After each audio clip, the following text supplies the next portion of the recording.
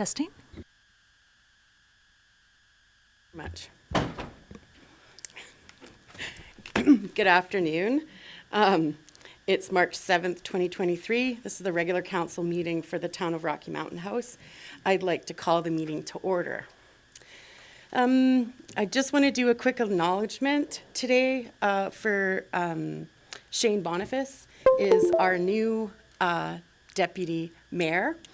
We take turns. We have a set schedule that we did at our organizational meeting. And so Councillor Auld turns it over to Councillor Boniface for our deputy mayor. And he has a term of 8 months. I just wanted to acknowledge that he's our new deputy mayor today. So thank you. Next thing on our agenda is acknowledgement of Indigenous peoples. The Town of Rocky Mountain House wishes to acknowledge that the land on which we gather is Treaty 6 territory and a traditional meeting ground for and home for many Indigenous peoples, including the Blackfoot, Cree, Saulteaux, Stoney, and Métis. So today, 3.1, we have a public hearing. So I would like to declare the public, sorry. Sorry, Mayor, before you start that, I just want to excuse myself from this conversation. Yep. There's a very, very remote possibility that there may be a pecuniary interest, and I just want to make sure that I'm not part of any discussions. Okay, yeah, absolutely. Yeah, you could just go ahead, and we'll have Laura, we'll bring you back in when the discussion's over for the other part, and then again when we discuss for business. Councillor Schipholt? And Your Worship, if I can do the same, if I can declare a conflict as well for pecuniary interests. The development is in regards to a plaza which I am an owner of, so could be perceived, and so I wish to step out. Okay, no problem. Thank you very much for addressing that. So with that being said, and I'll just have Laura get you when the discussion's over. So now I'd like to declare the public hearing is now open. I hereby declare the public hearing for bylaw 2023/03 open. I have an opening statement. This public hearing is being convened pursuant to the Municipal Government Act in order to consider the proposed bylaw 2023/03. A bylaw to amend the Town of Rocky Mountain House Land Use Bylaw 2020/19 for lots number 1 to 5, Block 3, Plan 101 AJ. At this hearing, the public will be allowed to make presentations to council, and all persons present who believe that their interests in a property is affected by the proposed bylaw shall be given a reasonable opportunity to be heard or to present written submissions respecting matters contained in the proposed bylaw. Those who wish to speak concerning the proposed bylaw may address the council by clearly stating their name and address. Then they may give us the benefit of your views concerning the proposed bylaw. Should council require clarification on any issue raised by the public, council will call on the staff to further clarify this matter. The staff's comment will be limited to technical matters and should not be construed as support for or in opposition to the development. Members of council may, if they wish, ask questions of you following your presentation. However, the main function of council members today is to listen to the views of the public. It is not the function of council at this public hearing to debate the merits of the proposed bylaw with individual citizens. Everyone shall be given a reasonable opportunity to be heard at this meeting. No one will be or should feel discouraged or prevented from making their views heard. Any person who wishes to present a written submission to council may do so. All those submissions will be retained by the secretary, and the copies of the submissions will be available upon request after the hearing. And so now I'm going to ask administration to introduce the bylaw. Thank you, Your Worship and Council. Administration is before Council today to present information regarding Land Use Bylaw Amendment 2023/03 to rezone approximately 0.35 acres under lots 1 to 5, Block 3, Plan 101 AJ from medium-density residential district, RM, to local commercial district, LC. The landowner is proposing the rezoning to allow for commercial development at this location. The proposed amendment is consistent with the intermunicipal development plan, whereby small-scale neighborhood commercial uses typically found in residential neighborhoods may also be located.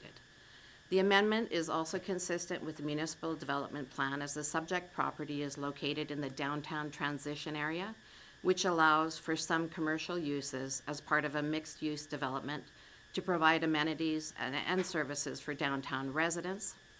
The property is located south of Highway 11A to the east of the subject property. There are several highway commercial properties, both north and south of Highway 11A, abutting medium-density residential. The proposed new zoning for the location would allow for commercial uses, with a majority of these uses being discretionary uses. A discretionary use application provides the development authority with the opportunity to consider land use, a building or other structure that may be allowed after due consideration is given to the impact of that use or building upon neighboring lands. At the February 7th Town Council meeting, first reading was given to bylaw 2023/03, allowing the proposed amendments to proceed to a public hearing on this date, March 7th, 2023, at 1 p.m. in Town Council chambers. Letters were sent out to landowners in the area as well as to agencies following first reading. An advertisement following Section 606 of the Municipal Government Act was placed in the local paper, The Mountaineer, on the dates of February 15th, 22nd, and March 1st, 2023. An advertisement was also placed on the town's website. It was noted that the deadline for written comments was noon on Wednesday, March 1st, 2023, and any comments received after this deadline but before the public hearing will be presented to council at the public hearing. Any comments received have been provided to council and are available in printed form at the table here at the entryway, and are also available on the agenda for public inspection. This concludes administration's presentation, subject to comments received during this public hearing, to allow council to consider second and third reading of Land Use Bylaw Amendment 2023/03. Thank you very much. And following our procedure, I'm going to ask administration if any correspondence or written submission has been received. Yes, comments received prior to the deadline have been attached to the agenda under section 3.1, public hearing, as well as under section 8.1, request for decision. A bylaw 2023/ a bylaw to amend land use bylaw 2020-19. To summarize, there were 8 letters and comments received from landowners in opposition to bylaw 2023-03. 3 agencies responded, with Clearwater County and ATCO Transmission high-pressure pipelines having no objections. Alberta Transportation outlined conditions around the land use bylaw, including a referral and roadside development permit prior to any future development. All landowner comments and agency comments are attached for the public record, and no other comments other than those attached to the agenda have been received to date. Thank you very much. Welcome. And so the next part of our agenda is I'm going to ask if anyone present is here to speak on the bylaw. So would any of the public members here in chambers today feel like they want to have a word? They can step up to the microphone and then press the red button, or I can continue on.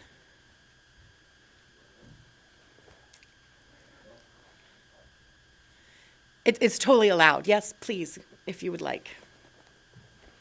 My name is Terry Osborne. I live on 52nd Street.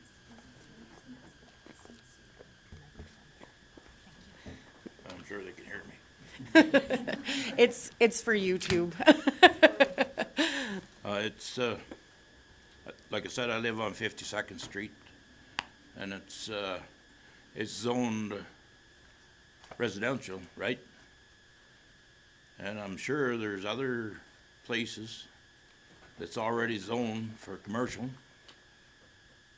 I'm pretty sure there is lots of places, even on Main Street, and we don't really need that on our street. We don't need the traffic. We don't need, bunch more people showing up there.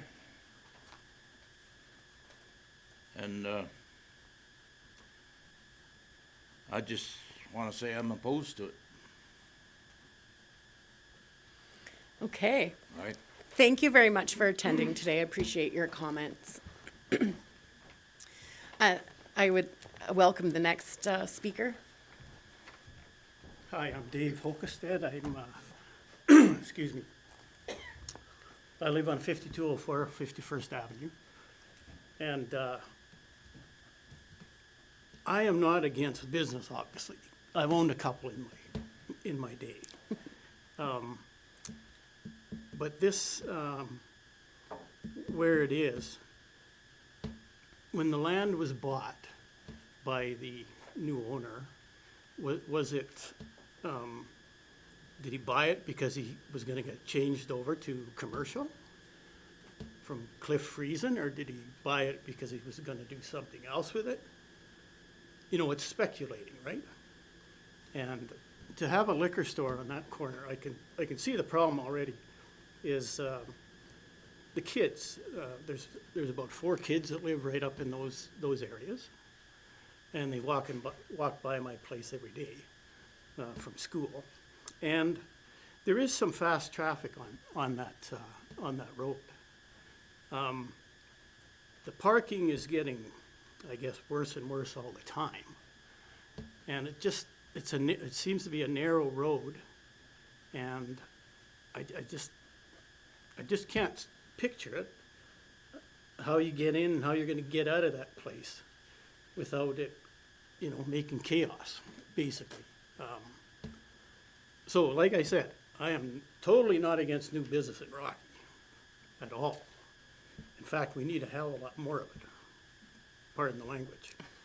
But another liquor store, which will make 8 or 9 or 10, is that good for the community? Probably be good for me if I can run up and get a bottle of rum or something, great. But, I mean, I just can't figure it, how they're gonna get in and out of that place, and right on the highway there too. So, would the exits be on the road and in the back alley? Like, I have no idea, I haven't seen any plans, obviously, but, so yeah, I just think there's too much traffic there. More kids in the neighborhood, and so I'm against it. And I will obviously go with, you know, what council says, but, you know, I'm just against it. Thank you. Thank you very much for your comments today. And so I just wanted to confirm if there was anybody else that wished to speak. I know the other 2 ladies that are present here have written submissions, and I thank you for your attendance. I appreciate that. Did you want to speak, or do you want to just let your letter? Okay. So I think I've listened to everyone that was here for the public portion of the bylaw. And I'm going to just ask, as part of my procedure, to see if anyone would like to speak, if the applicant would like to speak, and it seems like they have not arrived today. There's no other speakers here today to comment on this. Does council have any technical questions for administration today? I see none. Okay. I just wanted to triple double check. Okay, all right. So then I would like to have a motion from council to close the public hearing portion. Councillor Boniface. Thank you, Madam Mayor. I will make a motion to close the public hearing for bylaw 2023/03. Thank you very much. All in favor of that motion? And that's carried. Thank you very much. So you're welcome to stay and listen to the rest of the meeting today, as it is a public meeting, but I will continue on with our agenda. So 4.1, adoption. of, oh, yes, sorry, we'll just get our other counselors back. Thank you.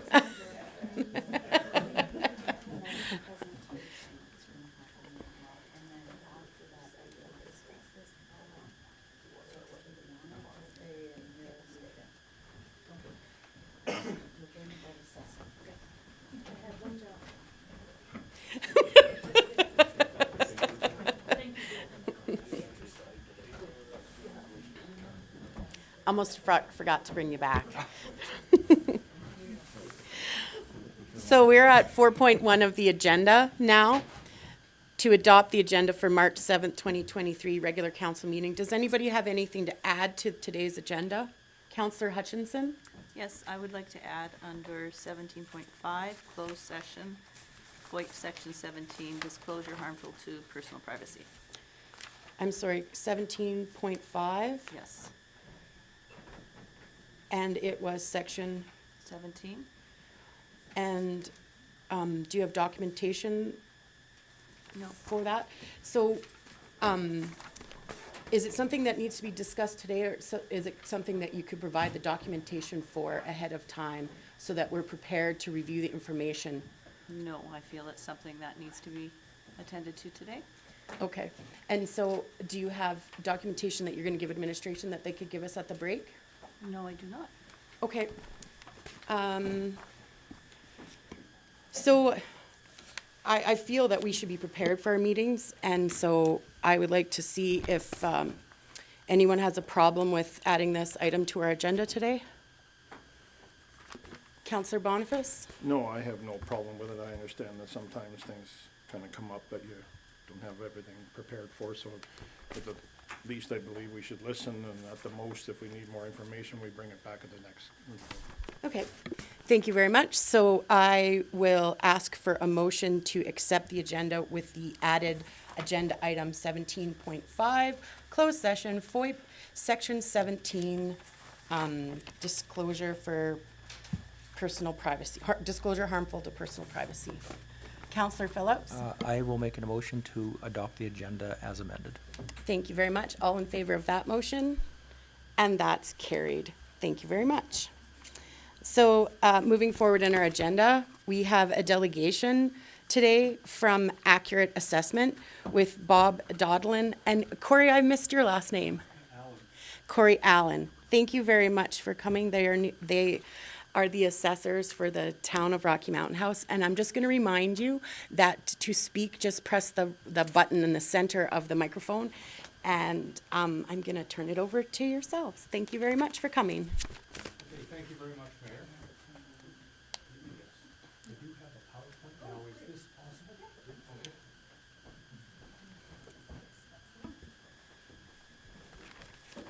Do you want to control the PowerPoint? If possible, yes. Thank you.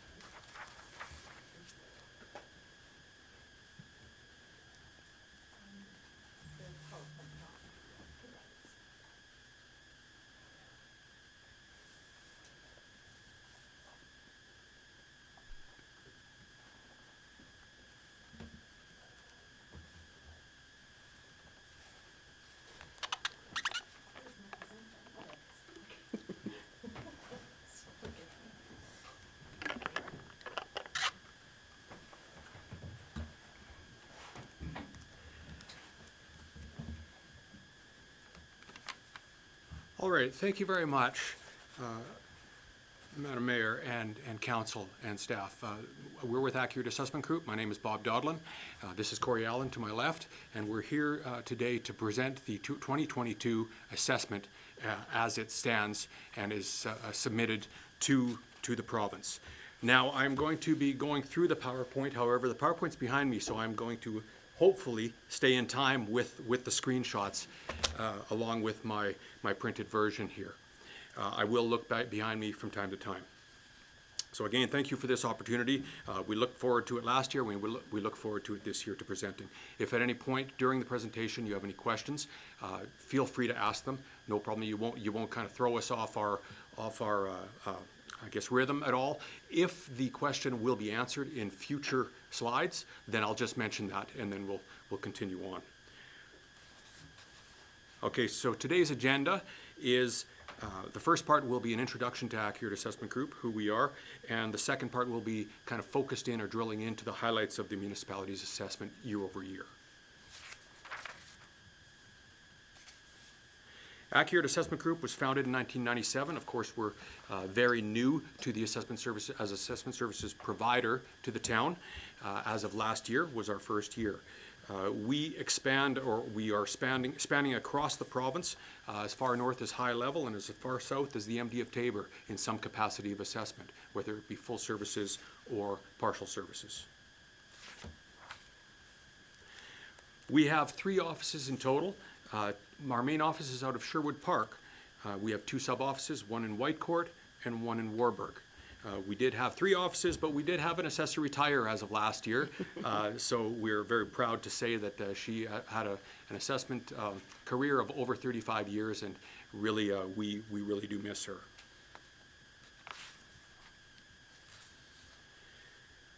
We provide services for 20 rural municipalities, 6 cities, 6 towns, and 8 Métis settlements. Of course, Rocky Mountain House, you can see where that fits in the graphic as far as where that fits into our total base of client partners.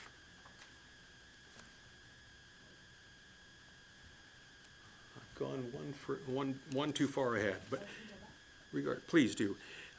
It is our endeavor as a company and as a trusted, or to be a trusted advisor to municipalities, and we feel that we can be that team to do that through 3 different factors. Our team depth, we have over 400 years of combined assessment experience, so we've got a lot of experience at our fingertips, and that's mainly due to the longevity of the employees that we staff. Many of them have been with the company for 20 plus years.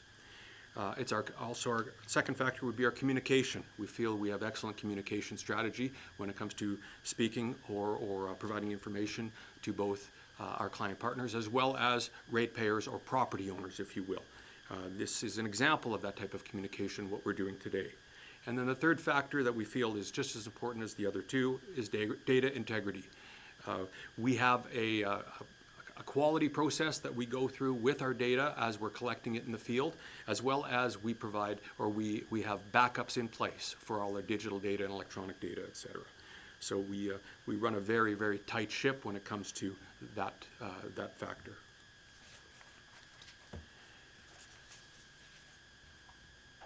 So again, I've introduced myself and Corey Allen to my left. A third person that is not here, a third assessor, his name is Jesse Nelson. He is very, very hands-on with the town of Rocky Mountain House, has done probably the majority of the residential inspections in town, and between Jesse and Corey, they handle, like I say, the majority of the residential inspections in town. Myself, I focus on the non-residential inspections, meaning that means the commercial and industrial focus there. We also have several other team members that we do rely on when it comes to specific types of property assessment, whether it be farmland or industrial focused, meaning machinery and equipment, etc.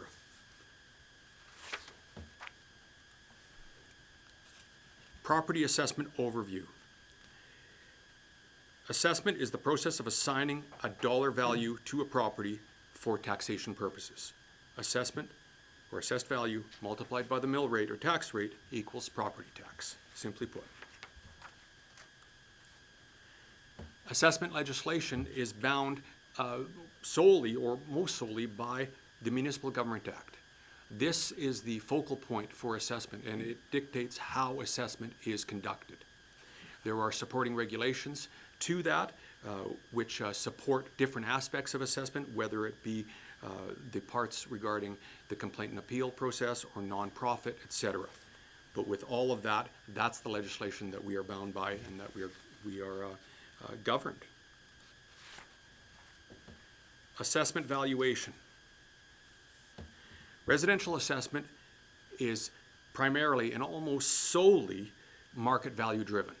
So a residential assessment, for the most part, should be a reflection of market value.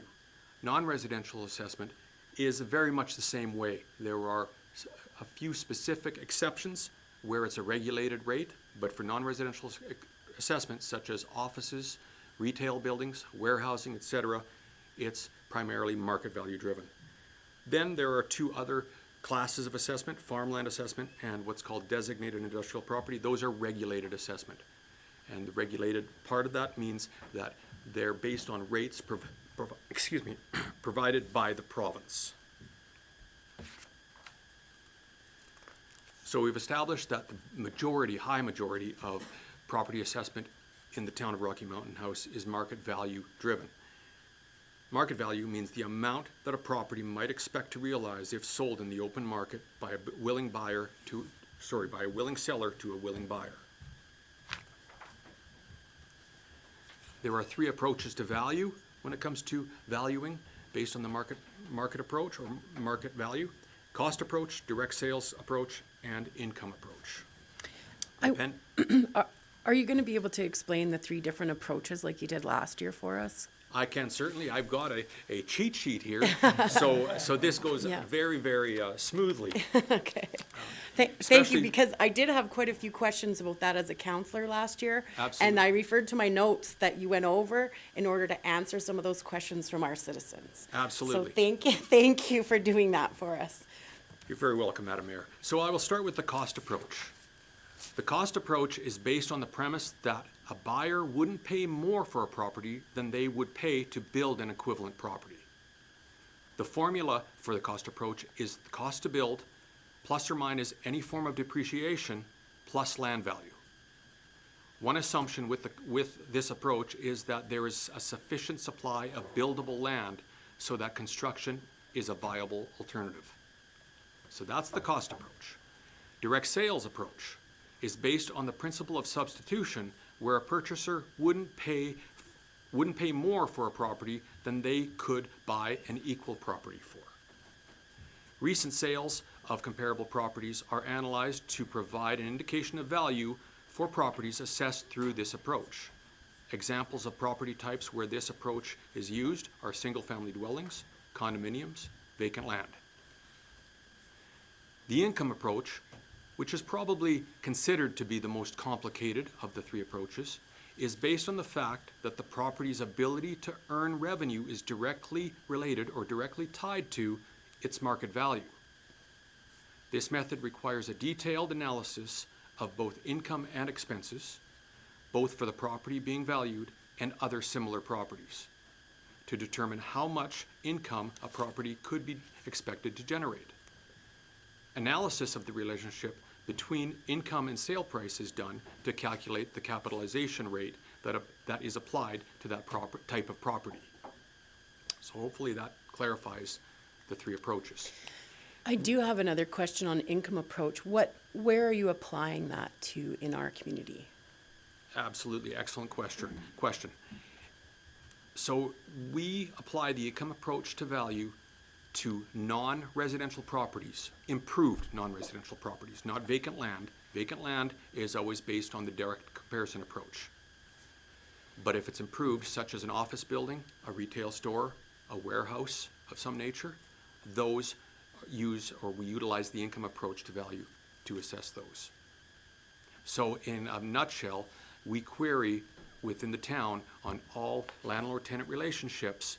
We query on items such as what the market rent is for that type of relationship. Specifically, once we get enough data on that, we can ascertain what a property should lease for. Now, there'll be many examples out there, or specifics where they're renting for higher or lower than, but we look at the aggregate, we look at averages of what it should lease for. We also look at the vacancy rate for that type of property, whether it's a warehouse or whether it's a retail, whether it's downtown, whether it's on the highway, etc. And we apply a standard vacancy rate, because that's the risk involved with purchasing that type of property for an investment purpose, is you have to look at the vacancy rate for that town. So most of your data that you use for that income approach then is based on the data you collect from the citizens that provide it? Precisely, precisely. So if somebody, for example, had a problem with their assessment and they haven't provided data, you're asking them to provide data so that you can get a better feel for our market in our specific location? That's correct. Okay. That is correct. Now, there may be examples, and there actually always is examples of specific instances where a property may lease for more or less than what is typical market value for that economy. That's the nature of market. Market is not pure, so this is going to happen. But just because a property happens to be leasing for, let's say, double what the market states it should lease for, does not mean that that property is worth double what an exact comparable property right next door. So we look at all of the specifics, and then we determine statistically what should be market rent, what should be vacancy, and what should be the capitalization rate for that type of property in general. So regarding the income approach, it is important to note that it is not the income of it is the income of the property, not the income of the business occupying the property that is analyzed. So if you have a retail store, essentially a downtown retail store, and it is occupied by a clothing business, it's not the sales of clothing that we're analyzing, it's what the property would lease for. So if it's a landlord-tenant relationship and there is a clothing store in there and they're leasing a particular property for $9 a square foot, and they happen to be doing $500,000 gross sales every year, we're not interested in the gross sales of the clothing. We're interested in what that property is leasing for. Okay, there are some property types that the two are one. They're the same thing. An example is hotel industry. The business is the property. So we are looking at the business in that case, but it's one. You can't separate them out. That's what it's used for. A golf course is another example. The business of a golf course is golf course, so that's what the property is. But in your standard property types, such as warehousing, office, and retail, then we're looking at the real estate itself. So annual requests for information are sent out to obtain market-related data, vacancy, and expense rates. Examples of property types that where this approach is used is, like I say, retail, office buildings, hotels, RV parks, etc. Apartment buildings are another example, but this is more multifamily residential, but they are assessed using the same approach because it's an investment property. It's not a single-family dwelling. Okay, so I have a question that I was asked. Do you feel that using the income approach is making it more difficult to supply lower cost housing for some sectors of our community because the appraisal value increases and it's already difficult to find like seniors housing. A lot of vulnerable people live in apartment buildings and multifamily residential in our community, and then it makes the price more money because I realize you could get that price for whatever the market value is for sure in Edmonton and other communities, but does it not put at a disadvantage for certain sectors of our community by using that approach rather than the cost and depreciation effect?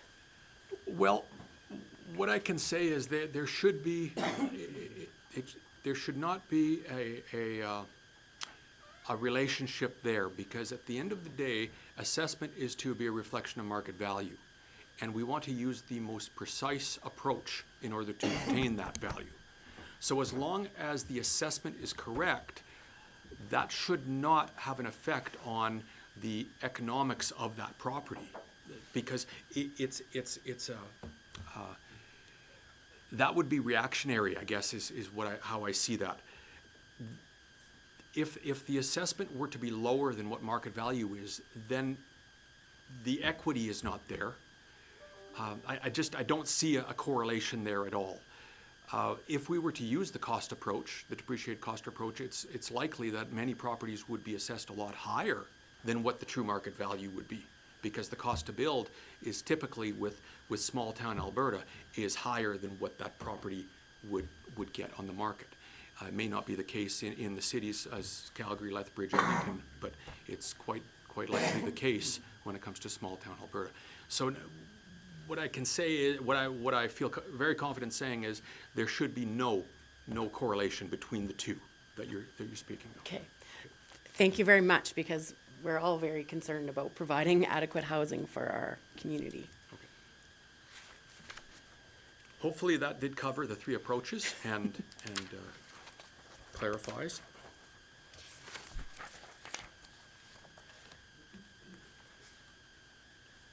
Mass appraisal.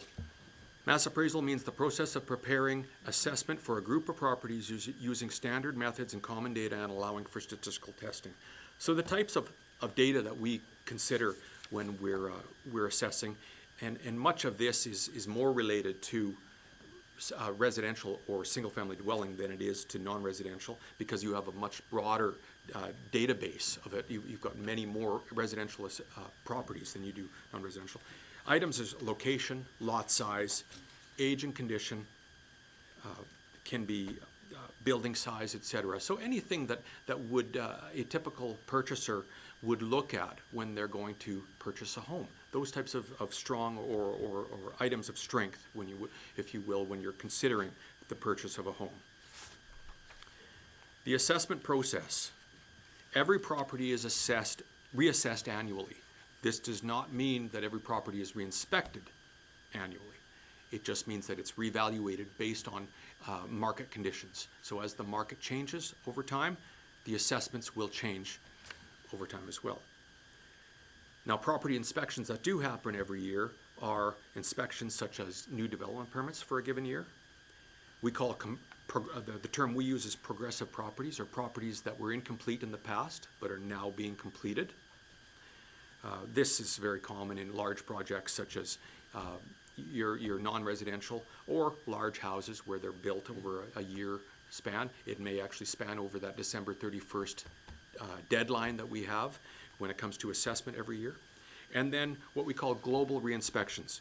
So we break the municipality down into geographic areas, typically anywhere from 3 to 5 areas, depending on the size of the municipality. And we do a visual re-inspection every so many years, 3, 4, 5 years.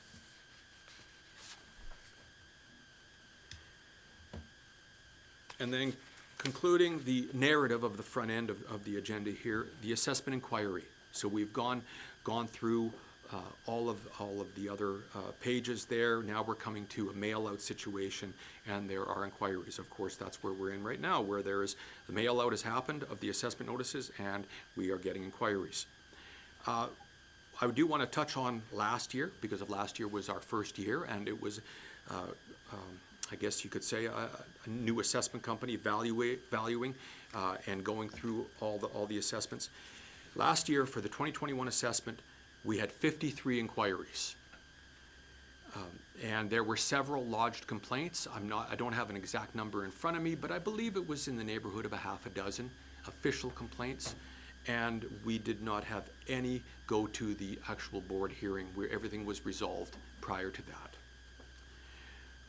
The 2022 assessment, which has been mailed out for I believe a couple of weeks now. So far we had 2 inquiries. We just had another one today, so we've had 3 inquiries so far this year in the last 2 weeks.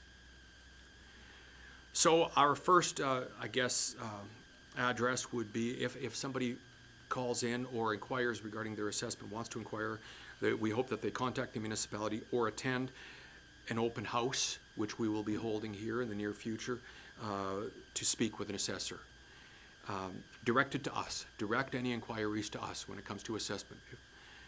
And then once they speak with us, if needed, we'll ask that they provide all the requested information to us to ensure that the correct data is recorded and that they maintain the right of complaint.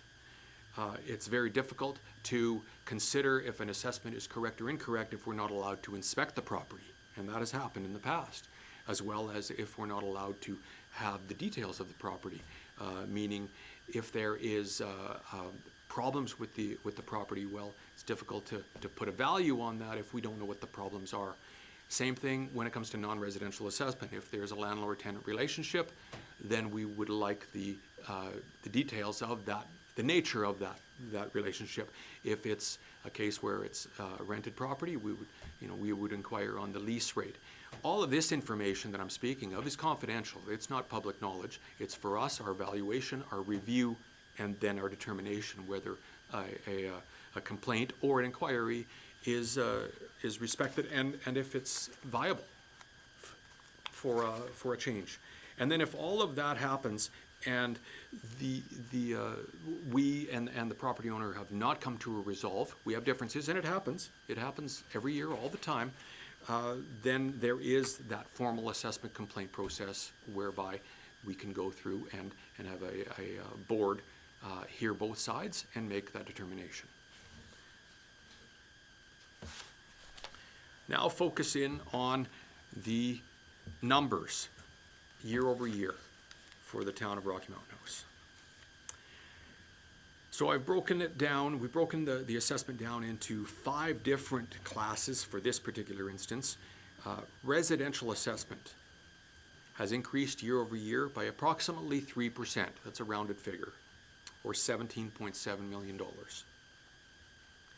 Now this gain in assessment can be further broken, and I will discuss this further down, broken into 2 different factors. One will be market inflation, or market change, if you will, and then the other is new growth.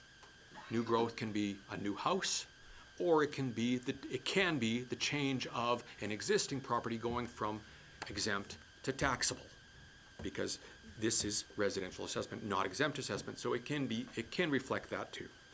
Non-residential assessment, it increased by approximately $17 million as well, or approximately 7% year over year. Linear assessment, or designated industrial property, increased by approximately 9%. As you can see, it's a small portion of the total assessment base, but it did increase by almost $1 million year over year. Farmland assessment is significantly small when it comes to the part of the assessment base. It saw a slight decrease. And then exempt assessment, examples of this are your schools, your hospitals, anything exempt in nature, town-owned property, etc., county-owned property. It did see an increase year over year of approximately 3%.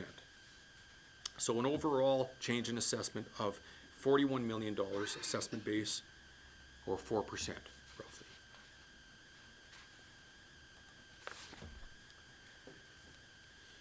This is a graphical display of those same assessment classes. So you can see kind of a trend here of what's going on. What I do want to point out in this particular instance is residential assessment makes up approximately 71% of the taxable assessment base. So that change, any change in that particular class has the biggest effect on the assessment base year over year.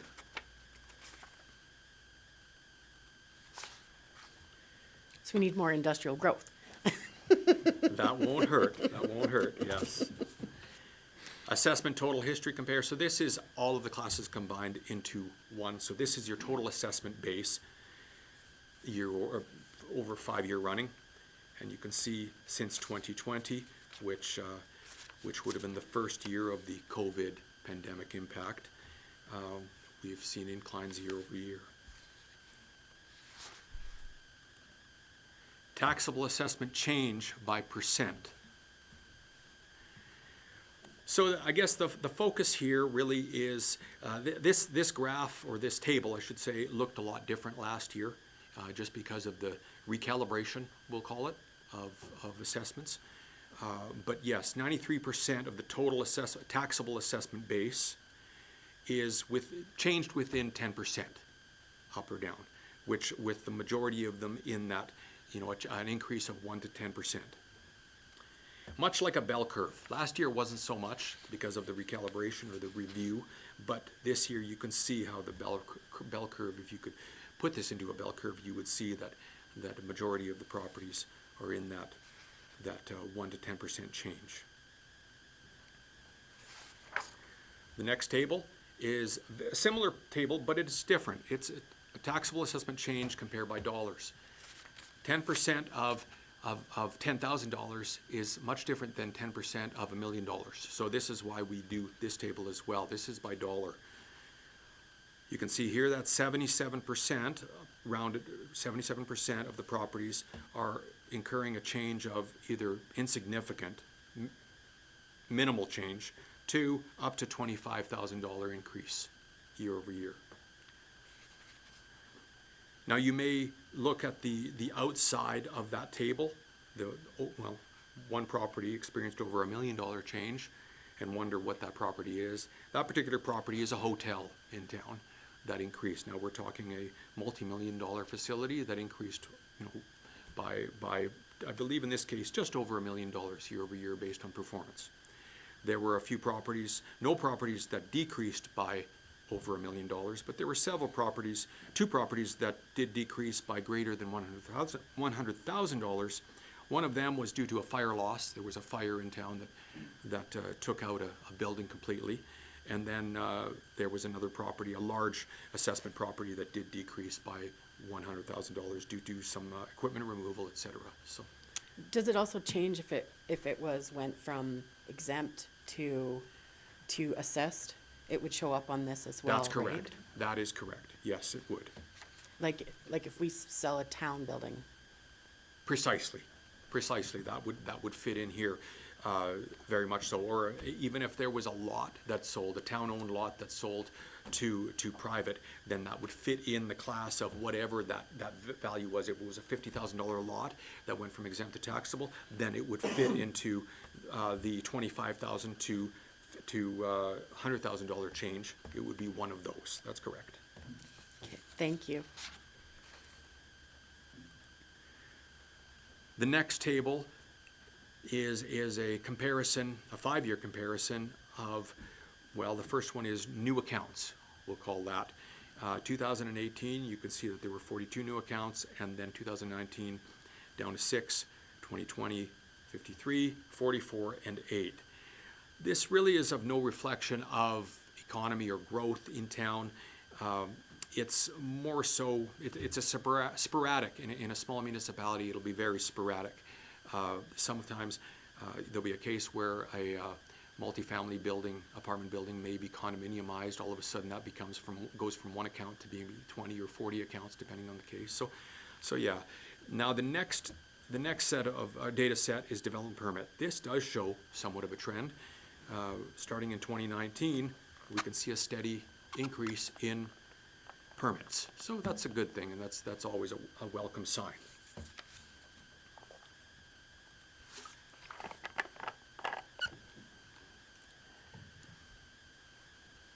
So the next table is an overview of what changed in the different, I'll call them classes of assessment. Residentially focused. Overall, the improved residential, meaning lots with houses on them, could be condominiums, et cetera, possibly duplex, not so much duplexes, single-sided duplexes, if you will, anything where it's titled with one entity, one property owner, or one occupant, increase anywhere from 1 to 5% typically. The aggregate is 2.5%, but that doesn't mean that every residential property increased by that amount. Depending on the property type and the property location, it may have increased anywhere from 1 to 5%. Multi-residential, multifamily, if you will, that's your duplexes, triplexes, and fourplexes. They decreased anywhere from, 0, meaning no change, to a 4% decrease year over year. Apartment buildings, 1 to 3% decrease. So not a big change year over year for those ones. And then non-residential, break that into 3 sectors because they are 3 different markets, and this is pretty much in any urban municipality. If you have highway commercial versus downtown commercial versus industrial, they're different animals, if you will. Downtown commercial, a 3 to 5% increase. Highway commercial, 5 to 8% increase, and industrial, property sector, 6 to 9% increase. Now, this is not surprising if you look, if we take into consideration the last 2 years. With the COVID pandemic now behind us, there was a drop, generally speaking in Alberta, a drop in property values between 2020 and the start of 2022 due to that. There were increased vacancies, there were rent concessions, there was issues with property. Now we're coming out of that. So this theme, if you will, of increase is common through many of the urban municipalities, in fact, all of the urban municipalities that I do in my realm, which includes places like St. Paul, Bonnyville, Westlock, High Level, Chestermere, Wetaskiwin. So yes, a very common theme. There was a dip in those types of properties, especially downtown and highway commercial, and then now we're coming out of that. Also, some of this change year over year was due to the increase in property information that we've gotten. Last year was the first year. Not everybody submitted on our requests. Second year, we get a little bit more data. Actually, quite a bit more data. So we're able to fine tune the assessments. So we, in all 3 instances, we established that vacancy levels went down.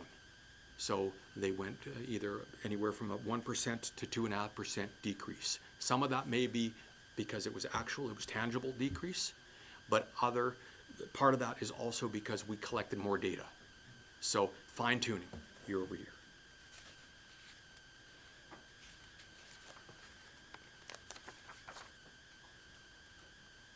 I have a question from Councillor Shippold.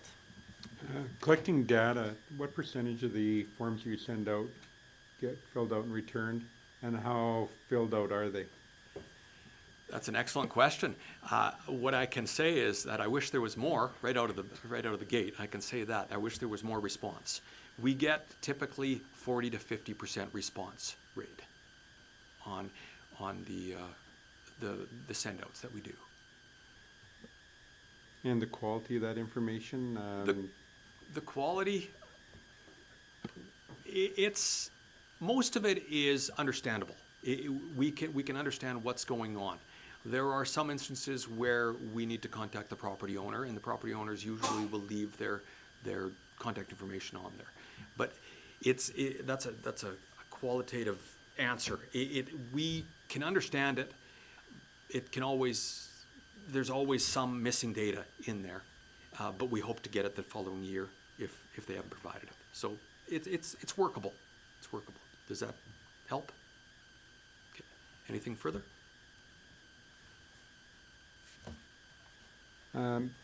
Earlier when you talked about doing inspections and how you do portions of the town, new to the table, how long is your contract for, and do you do a full inspection of the whole town during the duration of that contract? Absolutely. Thank you, Councillor. The duration of our contract, I'm sure that administration can answer that. I believe it's either a 4-year or a 5-year contract that we're in for. Now, to answer your question, which I will be actually reviewing further on, but in year 1, we actually conducted a 100% reinspection of the town. We visually re-inspected every property, and then from that point forward, meaning between 2023 moving forward, we'll be re-inspecting approximately 25% of the residences in town year over year, and every year we re-inspect all of the non-residential property. We visually re-inspect it. So over the course of the next 3 years, everything will be re-inspected twice. Do you follow? Am I clear there? Okay. I can touch on that here in a bit. Does that answer your question? Yeah. Okay. I'll go into a little bit more detail in a bit.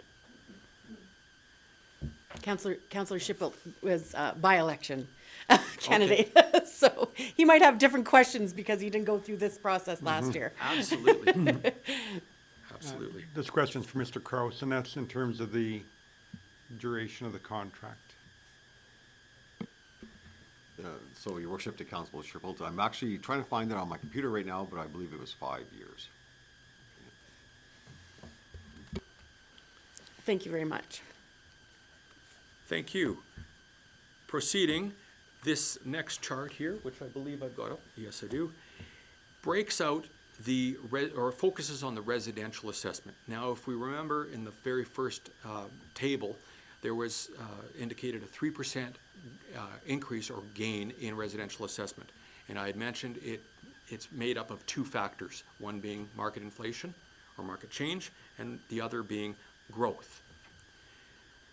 So of that 3%, or approximately 17.7 million, I believe the figure was, 3.2 million of that is made up by new construction, new housing.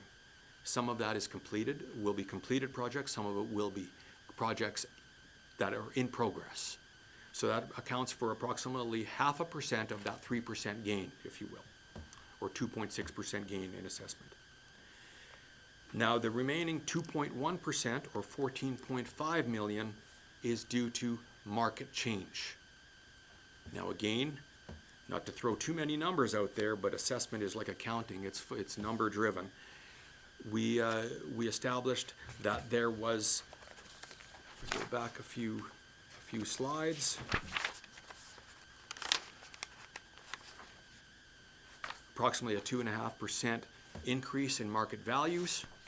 Well, according to this, depending on the area, 2.1% increase in values, depending on the area within town.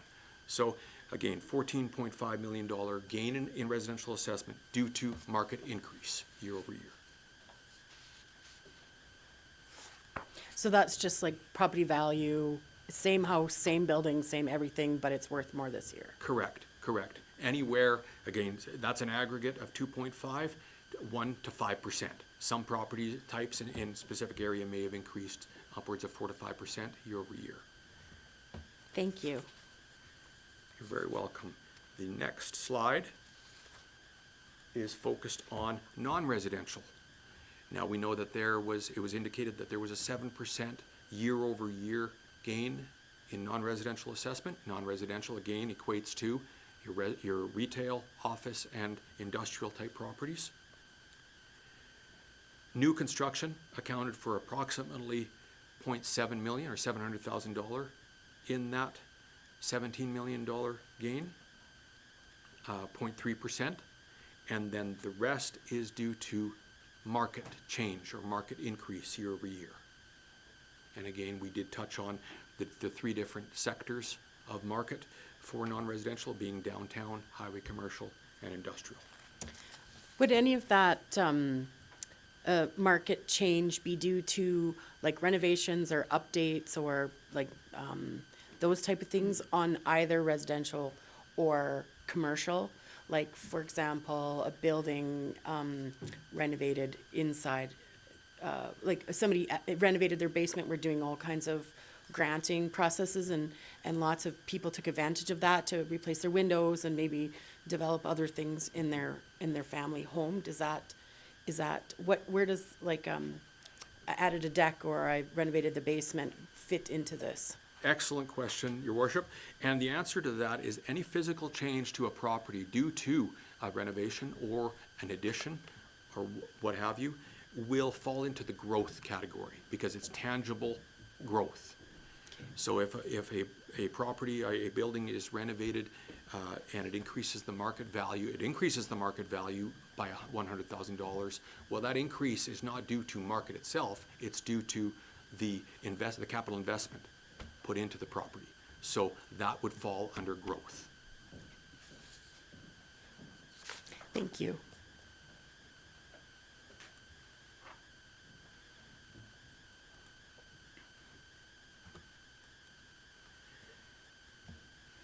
This next slide is a depiction of what was actually brought up by Councillor Schiphult just moments ago. This is our reinspection schedule. As you can see, we've broken this down, so I'll back up a step. Last year, for the 2021 assessment, we re-inspected visually every property in the town. Now, this is above and beyond what is typically mandated by the provincial government audit division. Typically, they want a 5-year rotation. That's what's considered reasonable. In this case, we find that if we put in the legwork at the beginning, that very first year, it just makes life a lot easier moving forward. So we put that investment into the town and made sure that all assessments, when we conducted them, were going to be on a level playing field, rather than re-inspect one parcel or one set of parcels every 5 years. This way, we've captured, like a photograph, the physical characteristics of every property in town at the same time. So when we when we reevaluate them year after year, we have equity. Every property has been accounted for. If there's a renovation, we're not catching it in 3 years and then adjusting that property. Everybody's on the same level playing field.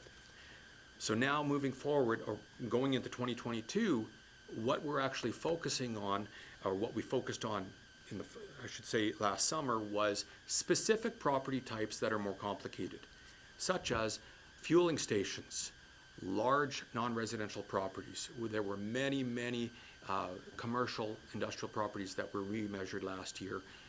We reviewed many, many complicated properties because there was not enough time to do all of that in year 1. So we focused on this part, year 2. Now that is behind us. Now we're moving into an actual procedural geographic area year over year. So as you can see, 2023, that area is going to be for this summer, residentially speaking, 2024, 2025, 2026. Then anything in there that is not, you can see the streets and the parcel indicators that is not within a red boundary, we actually re-inspect those annually because they're non-residential in nature and they can change quite often year over year. But we do that not to pick on those particular properties. That has nothing to do with it because typically they don't, many of them don't change year over year. But what happens is an occupant may move or may move out, change locations or move out, or a new occupant, new tenant signs on. So this way we have a great handle on the vacancy rate for a particular property set, such as retail, office buildings, or warehousing. So then we're not guessing at what the vacancy is. And we understand that the economy or the economics of that particular year, if there all of a sudden is an increased vacancy and we don't re-inspect all of those properties, we won't know that. But if we re-inspect them annually, then we know, okay, there was an increase in vacancy or a decrease in vacancy, which leads to an economic upswing or downswing. So this is what we do there. Now, I do want to spend a little, actually, we'll go to the next slide in this particular instance. These properties that are highlighted is actually what's visually re-inspected every year. They're what we class as fringe area or non-residential properties. So that's all just visually re-inspected, making sure that farmland is farmland and not been turned into industrial land or something like that for assessment purposes, etc. Looking at vacancies, looking at occupancies, etc. Now, I do want to ask Corey here. He can discuss what he's looking at, because it's quite often a question of council and property owners. What are we doing when we're doing a residential reinspection area? What are we looking for? Because houses, do they change year over year? Well, this is what Corey's going to kind of just describe as to what he's looking for when he's in the field doing residential re-inspections. Go ahead, Corey. Thanks, Bob. So when I'm doing my inspections, I'll have every property that I'm doing, I'll have a sheet that tells me what is on the property, such as a house, maybe perhaps a garage. So I'm looking at my file and I'm looking at it, I'm looking at the property. Does this look the same? Have there been renovations to it? Have the windows and doors been upgraded? Exterior finish, the roof finish, that sort of thing. If there has been a change, we'll make note of in our file and make adjustments in our file to adjust accordingly. So if a home has been renovated, it's probably going to be worth more on the market, right? So we're looking for changes such as that. Another change we're looking for is if there has been no change to the property in many years. in such cases, perhaps the soffits and fascias are, the paint's peeling on them, the exterior finish, it's fading, things are getting wore out. We'll make downward adjustments because the home is not going to be worth as much on the market as if it was, upkept at a proper rate. So we're looking for those sorts of things. Other things we're looking for, is there a new veranda put on? Maybe a small porch addition. Has the garage, for example, an older garage in the back, for example, maybe it's deteriorated to the point where it's unfixable. Maybe it's been removed. So we're looking for things like that. If things are still there, upgraded or degraded. Yeah, for each parcel. Thank you very much. Excellent, thank you, Corey. And one other item that we do accomplish during this task is we will update the photos. We have typically a photo of every property in town, even vacant land, and we will update that through that reinspection process. So we have the most current photo we can have at any time.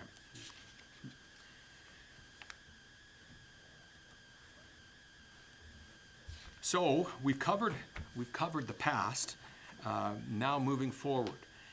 Before I get into the bullets here, a question that's often wondered, sometimes asked at these presentations is, where is the assessment going? What's happening? Because remember that the 2022 assessment, which is what we're speaking of right now, the valuation date is July 1st, 2022. So the assessments that the property owners will have received, that assessment is supposed to be a reflection of what that property is worth as of July 1st, 2022. Well, we're 8 months past that now. So what's happening? And we're 4 months away from our new valuation date already. So what I can say is, with some certainty, is with 8 months of sales available, I took a cursory review of that, and there are about 150 sales, what I would consider arm's length transaction sales for residential property that have happened since July 1st of 2022. It shows anywhere from a 5 to 6% increase in market value since that time. However, I just imported the February sales, and I must have I guess a caveat here.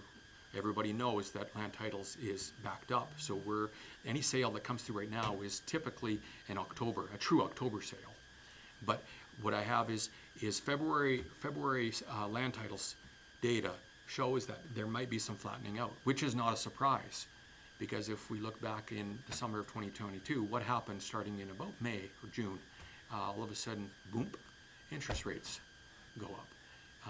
There's some slowdown of the market. It goes up again. 2 weeks later, it goes up again, and all of a sudden we're where we're at right now, which is, it's doing its primary goal is to slow economics down, especially in the real estate industry, and it has done that in many small towns. So what I see now is the next 4 months probably flattening out. So to sum residential assessment up, it looks like it's going to be increasing over the 22 assessment by, conservatively, I would say anywhere from 3 to 4%, 5%. If there's a little bit of a drop between now and July, then yeah, we still might be up, like I say, 3 to 4%. So quite aggressive action over the last 8 months. Non-residential sales, there are very few of those in a given time frame, so I'm reluctant to really give you any indication there. Those sales that do happen must be reviewed and considered carefully. So I don't see any large swings either way, although there was a sale that I do need to delve into here, vacant land right on the highway on the south side of the south end of town, that I'm very interested in, because the figure that it's sold for quite surprised me. And then from my understanding, there was a hotel that sold as well this year, just recently. So I'll be delving into those. Those are two very important sales that I'll need to analyze. So moving forward, of course, we've had mail out already. 2 weeks in, we've had a couple of inquiries, as mentioned earlier. We will be addressing any concerns coming out of the next 6 weeks that we'll have inquiries on, and we'll be scheduling any inspections. We've actually had an inspection today on our way down. We did conduct one, so that was done.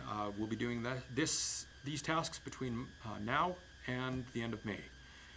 Next on our list of agenda is preparing requests for information letters, as spoken of. We mail these out every July 1st to property owners, either multifamily or non-residential in nature that have a landlord-tenant relationship. That will be conducted in July.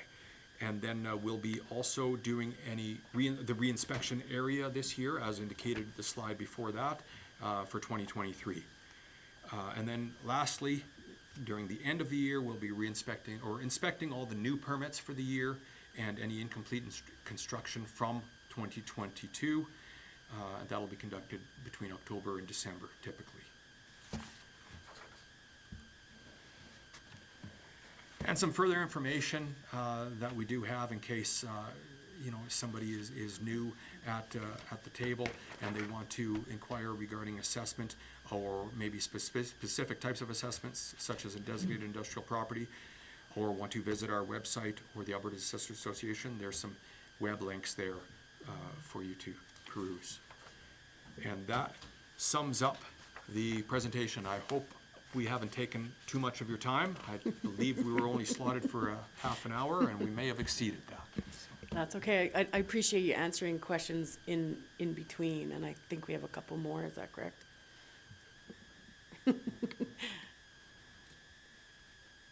Councillor Schipple? Your worship, the RFI letters that go out annually, do they need to be done annually, or can they be done every second year? I often hear about how painful they are to do and time consuming because of the amount of information required. And what I've heard is that often, seldomly do the numbers change, and so the question is, does it have to be done annually, or could it be done every second year, just to make it easier for the citizens in our community who do fill them out? Thank you, Your Worship. If I may, according to provincial assessment audit procedures, they suggest we mail them out annually. That's the best practice for this. I do know of assessors in the past or assessors in other jurisdictions that do it less often, but we feel that is important that we do it annually because it allows us, it's our only way of keeping our finger on the pulse of what's going on. And if we let it lapse 2 or 3 years, then there may be tendency for spiking in assessments or valleys. And the worst thing, the thing we like the least in assessment is highs and lows, spikes and valleys. Nobody can budget for that. It's a surprise if it's every 2 or 3 years. So we really like to do our RFI requests annually. In the case of, as far as time consumption with the property owners, I respect that. I understand that. And not all property owners are set up to just hit the report button, spit it out, and fire it to us. I understand that. And I don't know, really, I don't have a response to that, except that our duty is to the property owners and the town to have fair and equitable assessments. And we feel the best way to do that is to have our finger on the pulse of the non-residential economy. And we are an advocate of getting that data every year and analyzing it. In many cases, it's a triple net situation with rents, so the time involved really isn't that difficult if the property owner knows what they're leasing for. They can just write down the annual or the monthly rent or whatever and say it's triple net, and basically the term of the lease, and send it back to us. If it's a gross lease, yes, I can see how that can be more cumbersome, because then there's the gathering of the expenses, etc. However, we hope that the property owners will still oblige and help us out, because the more information we have, the better. So hopefully that answers that question. Did you have a follow-up? I do. No, it doesn't answer my question. Okay, My question is typically a yes/no question. I understand all the peripheral stuff you give us. okay. And makes sense, but from a citizen point of view, can we do it every second year? And how different are the numbers that you receive annually versus every second year? What would be the difference? Could there be a spike? Okay, There may be a spike, but, is it necessary every year? So I'll give you the short answer. If we request it, it can't be done. It's up to the property owner whether they do it or not, but we're requesting it every year. So we require it every year. What I can say is if there is no change to a property year over year, and that property owner is submitting the forms annually, there is a condensed cover letter that we do send for that property stating if there is no change on this and on this and on this, 3 different factors, just check it off, no change, no change, no change, send it back to us. That simple. Then we use the previous year's data. So it is very, very simple from the property owner's perspective. If the property owner doesn't submit that for the following year, then we revert to the form that states, can you please supply all the information? So we are working on streamlining that for the property owners. We understand that it is a hindrance to them in a busy world, but this is what we request, and to maintain the right of complaint year over year, that piece of information is important to us and must be submitted to us. Okay, thank you very much for those answers. Do we have any other questions around the table? Mr. Kraus? So, Your Worship, just to circle back to Councillor Schiphol's question, it's a 4-year contract with an option to renew for additional 4 years. And that would go till 2025? We're in year 2, so Thank you very much for looking that up. Councillor So Schipol? thank you for that. So the map that you indicated is a 5-year plan. So if the contract is 4 and your plan is 5, there's a bit of a conflict. Your Worship, I believe it's a 4-year plan.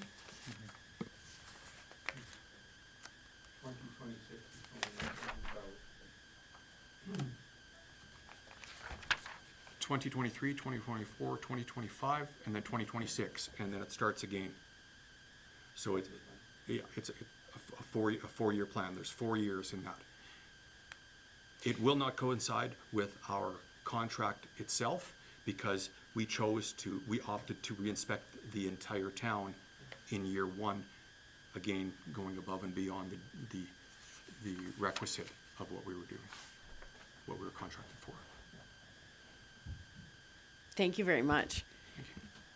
Do we have any further questions? Well, I really appreciate your time in explaining all those terms and coming out today to go over the assessment with us. It's really important for our community to have such responsible people looking after this and providing us this information so that we can set our mill rate correctly. So thank you very much. Appreciate it. Thank you very much, Your Worship. We appreciate the time, and again, yeah, thank you. This is very valuable for us to be able to be here and do what we do. So we appreciate it very, very much. Thank you again for all your time on this. Just one question. Oh, You'd sorry. indicated there was going to be an open house. When is that going to be? We're scheduling that right now, I believe. Counselor, sorry, I think Laura probably I has that have date. that information exactly because I booked the ad today. It will be on March 23rd, a Thursday, from 9:30 till 3:30. Appointments are recommended. Property owners can call the town office to book. Walk-ins on that day will be accommodated if they can be, but certainly prefer an appointment pre-booked in advance so that you get in and get your questions answered, and also so that our assessors are prepared with information on the property that you're querying. The March 23rd, and can you tell me the time again, please? All day, 9:30 to appointments every half an hour from 9:30 to 3:30. There's at least 2 assessors coming, I believe. That's correct. And if we get a lot of queries, we actually have a second day tentatively booked so that if there's high demand, then it will be very easy to roll over into a second day's worth of appointments. It'll be, I can ask that question for you. And so that will be at this office? Yes, right here. Pardon me? March 23rd, it's a Thursday? Will it be in the community center or here? No, it'll be in this building, whether it will be in the upstairs or our downstairs meeting space, but it will be this building. And you're advertising that in the Mountaineer newspaper? Yeah, that's been booked for the next 2 weeks, and then, of Okay. course, it'll be in our utilities newsletter and a direct email to all of the town's subscribers, as well as our normal social media Okay, blitz. perfect. Thank you very much. Do we have any more questions? Oh, yes, absolutely, Bob. If I could add, Your Worship, and as well, we are only an hour and 15 minutes away. Corey and I are from the Warburg area, so at any point, you know, we're within easy contact distance or driving distance, so we will be answering questions and inspecting properties like we did last year, you know, probably on a weekly basis if required, yeah. Okay, thank you very much. Just double checking that we don't have any questions from council. Seeing none, I think we need, I just wanted to say thank you very much. Thank you. And we can move on to 6.1, to adopt the regular council meeting minutes of February 21st, 2023. Do we have any additions or changes to those minutes? Seeing none, I need a Oh, Councillor Chabot. Your Worship, I'll make that motion to accept the minutes as circulated, please. Thank you very much. All in favor of that motion? And that's carried. So moving to 7.1, delegation business. Seeing as we didn't have any questions, I think we just need to accept for information. Councillor Hutchinson, did you want to make a motion? I'll make the motion to accept 7.1 as information. All in, accept the, yes, perfect. All in favor of that motion? And that's carried. So 8.1, this has to do with the bylaw amendment, and I'm just gonna take a brief recess to allow two councillors to excuse themselves. We'll just allow I won't do a recess, I'm sorry. We'll just allow councillors a moment to excuse themselves.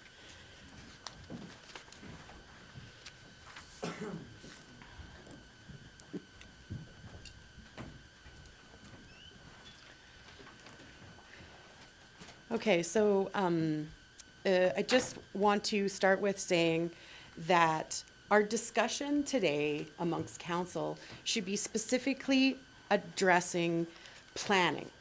It doesn't matter what they're planning on building necessarily, if there's empty buildings or full buildings or anything to do with economics. It has to do primarily based on planning. That was just to clarify that it doesn't matter how many other businesses of similar type already exist, it's a planning discussion. Mr. Kraus, did you want to add anything else, or I just turn it over to Renee? Yeah, okay. Thank you, Your Worship and Council.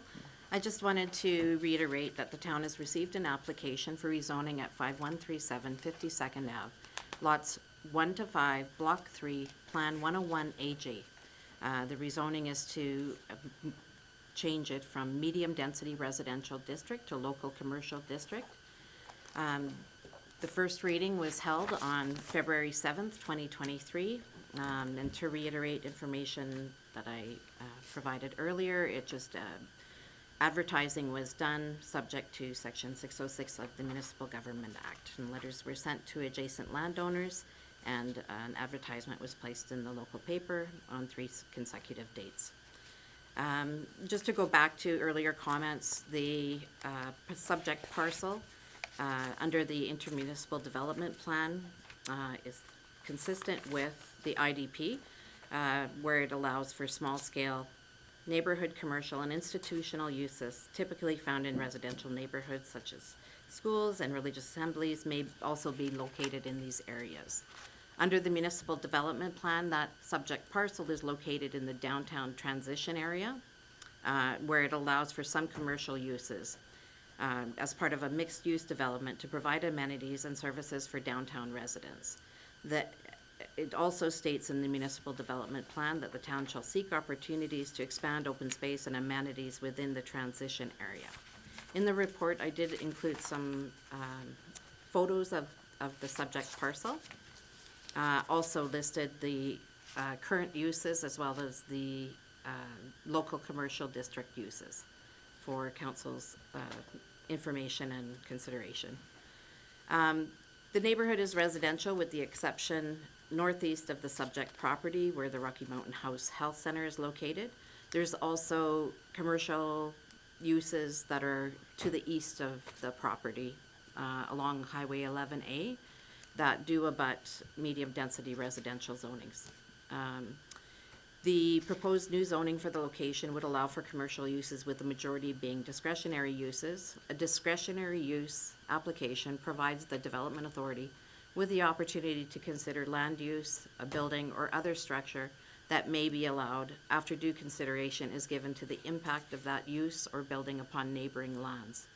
I did include some information from our land use bylaw regarding discretionary uses and some of the considerations that are made subject to that discretionary use. I did also note some of the considerations under the land use bylaw for considering a land use bylaw amendment. One of the things that I just wanted to point out is that it is important to consider that any of the uses listed in the proposed district could be considered for development, and so the application should, consider that. That being, that information is also kind of outlines under the land use bylaw that an analysis shall, among other things, consider the following impact criteria: the relationship to and compliance with approved statutory plans and council policies. I've outlined the statutory plans earlier in the report, the IDP and the MDP. The relationship to and compliance with statutory plans or outline plans in preparation. There are no outline plans for this area or area structure plans. Compatibility with the surrounding development in terms of land use function and scale of development. Traffic impacts, relationship to or impacts on services such as water and sewage systems and other public utilities and facilities such as recreation facilities and schools. Relationship to municipal land right-of-ways or easement requirements. The effect on stability, retention, and rehabilitation of desirable existing uses, buildings, or both in the area. Necessity and appropriateness of the proposed amendment in view of the stated intentions of the applicant, and relationship to the documented concerns and opinions of area residents regarding development implications. I have provided information on each of those in the report that was also there with the first reading. And then, of course, today's public hearing. Please note that municipalities do not regulate competition. Administration is of the opinion that this particular application has planning merit and subject to the information received through the public hearing is recommending that council give second and third reading to bylaw 2023 /03. Thank you very much for that information. So I'm going to open it up to any questions to council, for council. Councillor Boniface. Thank you, Your Worship. I was given good advice by a respected person at this table. I've listened to what you have to say. I've listened to what our planning department has to say. I feel like I have two choices here. I can be a really good politician, or I can be a human being. I could choose a human being. I do not agree with rezoning this area at all. We have other opportunities in our community. It has nothing to do with what its usage is. It has to do with this should be an area for families. We have a shortage of good lots as it is. That piece of property actually holds a little bit of history for myself. That it was a very historical piece of property. And the people that lived there before were incredibly interesting residents of our community. When that horse was torn down, I actually wrote a letter to the editor saying that the stories that were told in that house, and I hoped that the new house that would be built there would have its own stories. And I'd still like to see that come. I think that's an area that had a lot of older houses on that have been torn down. We've had multifamily units built in there. Working on that street, I can tell you right now, parking 2 1-tons on that street to do any kind of labor is very difficult. Getting in and out of there for whatever kind of business is there will still be difficult. So I am not in support of a second and third reading on this amendment, and I believe it should stay as a residential area. Thank you very much. Would anybody else like to have any comments today? Councillor Capero, Councillor Hutchinson? Councillor Hutchinson. I think even keeping it medium designated residential, some of the discretionary uses that are allowed would be affecting all of the residents, the neighboring people anyway. I mean, it could be a group home, it could be a childcare facility. There's a number of options that the owner has as it sits medium density that is going to be changing the dynamics of that area anyways. I feel that one of our main strategic planning items was economic development, and I do agree there are other locations, but I don't feel we should be stopping the development that we so strongly are promoting for the growth of our community. Thank you very much. Councillor Campero, did you want to comment before I have the... It's difficult. I don't want to upset any of our residents, but at the same time, I mean, we are looking at wanting to bring more business to our town. So it's tough. It's definitely a difficult decision. But I do agree with a lot of what Councillor Hutchinson had to say. It's not an easy decision either way. Thank you very much. So I've read all the letters that were submitted, and I do agree that we really want to encourage development in our community. But just because we're encouraging development doesn't mean that we need to rezone a residential area when housing seems to be like the future crisis that we are going to be faced with. It's in all of our discussions when we go outside of the community about the shortages of residential space. I have listened to the concerns of our citizens. There's a traffic, certainly going to be a traffic increase. It is currently and has been in the past a really nice residential neighborhood. I believe some of the housing was home to doctors, and we are trying to encourage doctors to move to Rocky Mountain House because of its proximity to the hospital across the street. So I want to ensure that we are still attracting those residents to that neighborhood because of its proximity.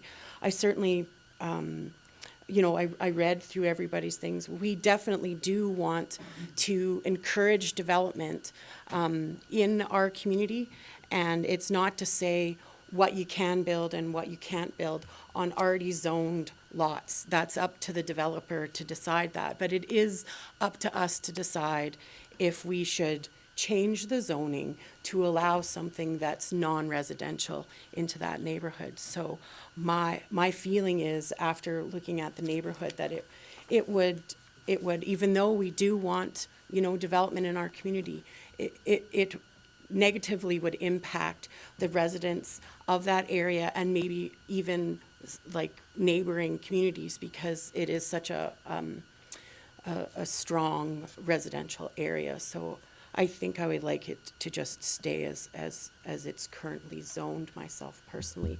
I feel that, parking is always an issue in any subdivision.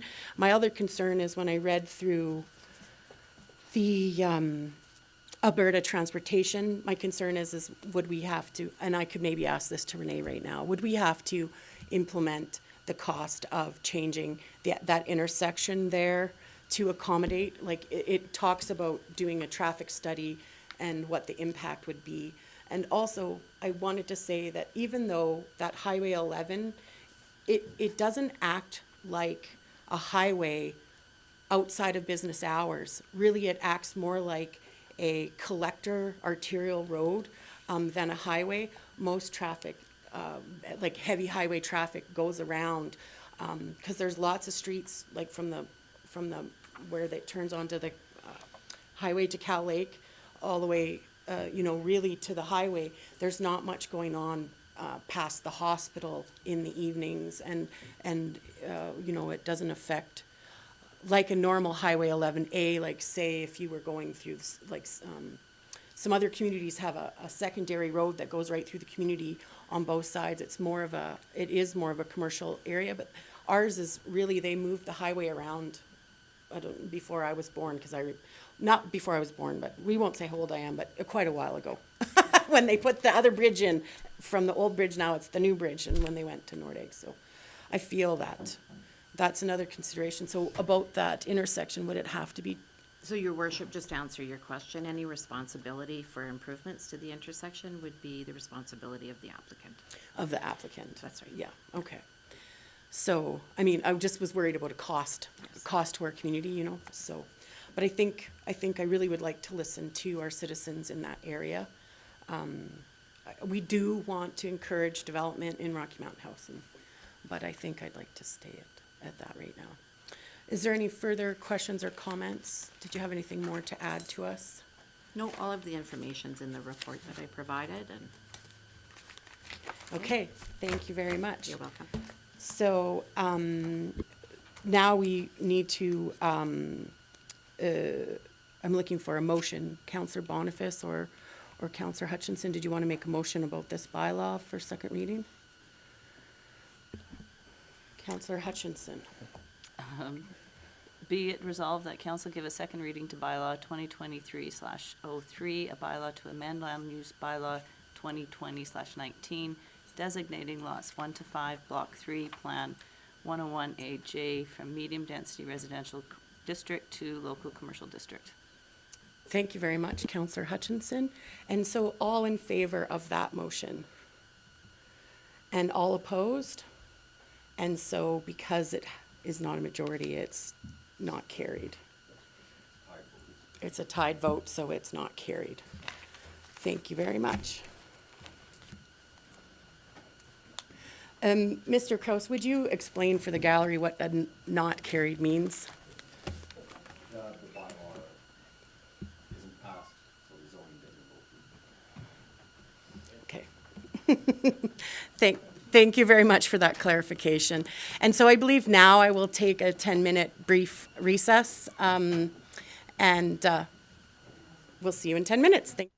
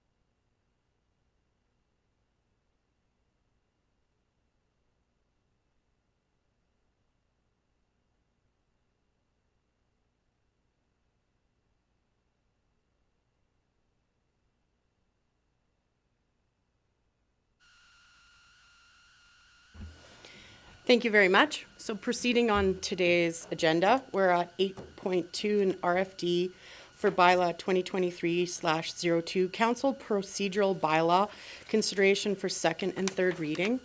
And so just before we get going, I would like to have Mr. Kraus describe, because this is where the agenda committee is, right?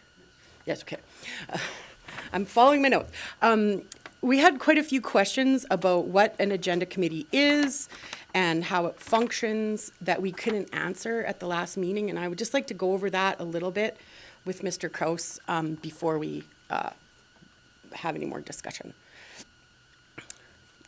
Yeah. So, thank you, Your Worship. So, I don't know of all of council's questions, but the primary purpose of an agenda committee is to assign items that are coming to council to different meetings or down to the committee of the whole meeting. So, for example, the policing committee did a rise and report that council consider criminal record check fees. So that would come up to the agenda committee. The agenda committee would go, do we want this to go to a council meeting or do we want to go to a committee of the whole meeting, because it requires quite a bit of discussion perhaps. And that's one of the primary purposes or function of an agenda committee. They are typically used in larger municipalities such as cities, just to the magnitude of issues that come up, and those councils have probably established executive committees where they've delegated authority down to those committees. So there'd be the direction to various committees in their situation. So sometimes, like, for example, Mr. Kraus and I were discussing when the Rise and Report came from policing, because I'm on the policing committee, that if that item is contentious, we don't all, I might not always know, and he might not always know singularly if that's going to be a contentious item. And if we had, a third voice or a committee to go over the agenda, we could say that, no, I think that's going to be like a hot topic, and we'll put it to like you said, the committee of the whole, if that makes sense to everybody. So now, I just thought we couldn't move forward unless we had clarification on what it was and what its purpose was and how it would work. And so, does anybody else have any questions on that? Councillor Shippold. Well, we went, last meeting when you were not here, we went around the horn on this one from all in favor to then debating whether in fact it was worthwhile of doing. And I think in the end we got to a point of the debate of, do we need to do it? And I think that was sort of the final question of the afternoon when we thought we'd look for your expertise and trying to figure out whether or not we should do it or not do it, or give us some direction there. So I'm on the fence. Just for council to be aware, so the mayor and I met last Friday, I think.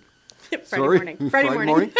And, in talking about when the agenda is released and times for her and I to go through the agenda, and we've adjusted our schedules for 10 o'clock on Thursdays now, which would allow for the review to happen before the agenda is released. So I don't know if that satisfies council, it's just the mayor and myself going through the agenda, or if council wants the committee to do it, which would also be Thursday, I guess, at 10, so the bylaw would need amendment if council wants to go down that path. So because I've had like 2 more days to think about what the purpose is, I'll just tell you my feelings is that I'm on the fence as well, because we really only have like one committee that is specifically that we have right now, aside from we have what's our temporary committee for the Japanese thing called? It's not called a committee, it's called a task force. So, that task force, it could bring items, but really that would be only 2. So I don't feel that it's necessary because, now that we're getting the information just a little bit sooner, and everybody always has the option of speaking to me or Mr. Kraus to add items ahead of time so that we have enough documentation, or we can make suggestions like, I think maybe we should push this up because we're getting the communication amongst each other. And so, yeah.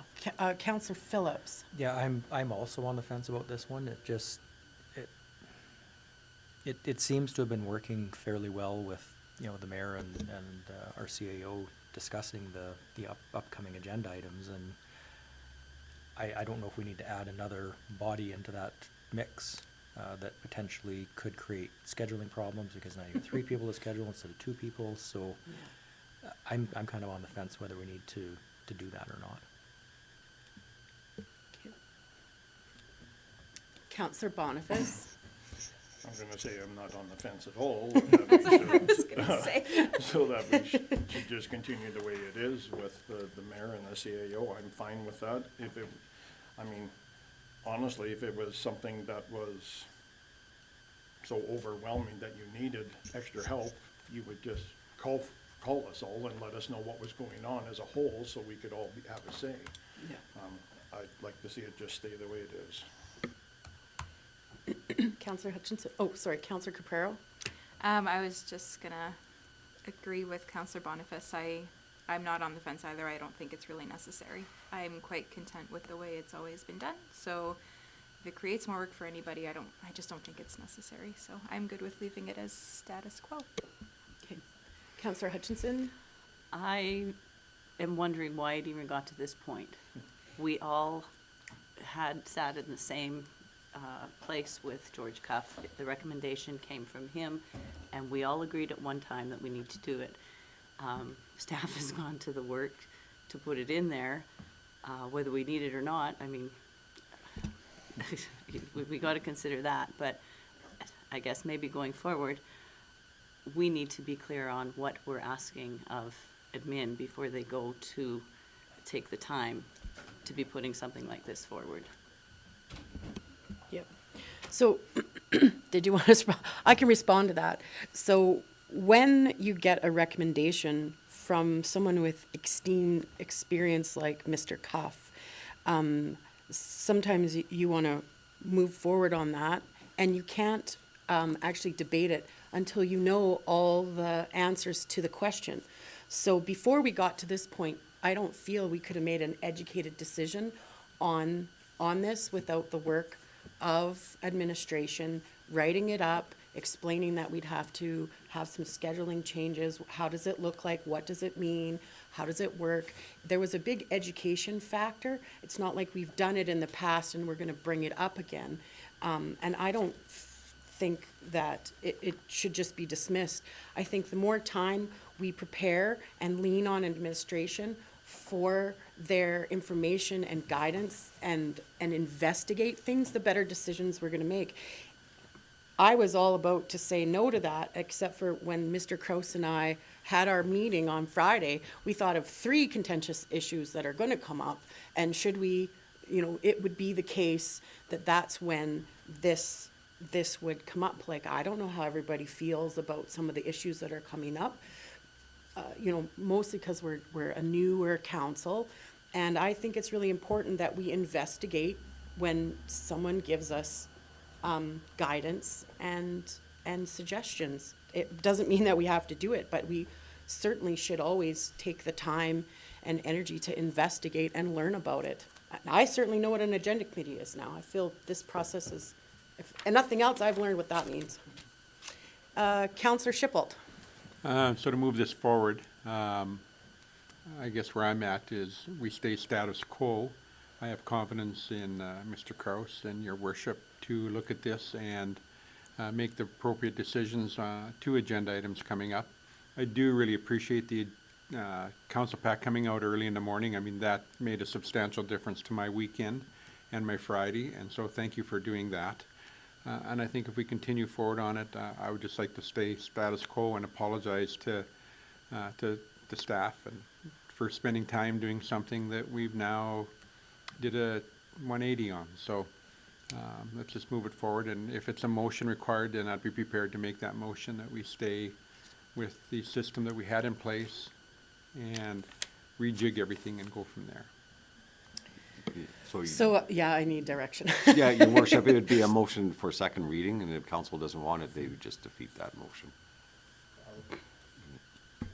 I would make that motion then for a second reading to approve bylaw 2023/02 to do with the council procedural bylaw, which implements the requirement for a committee meeting.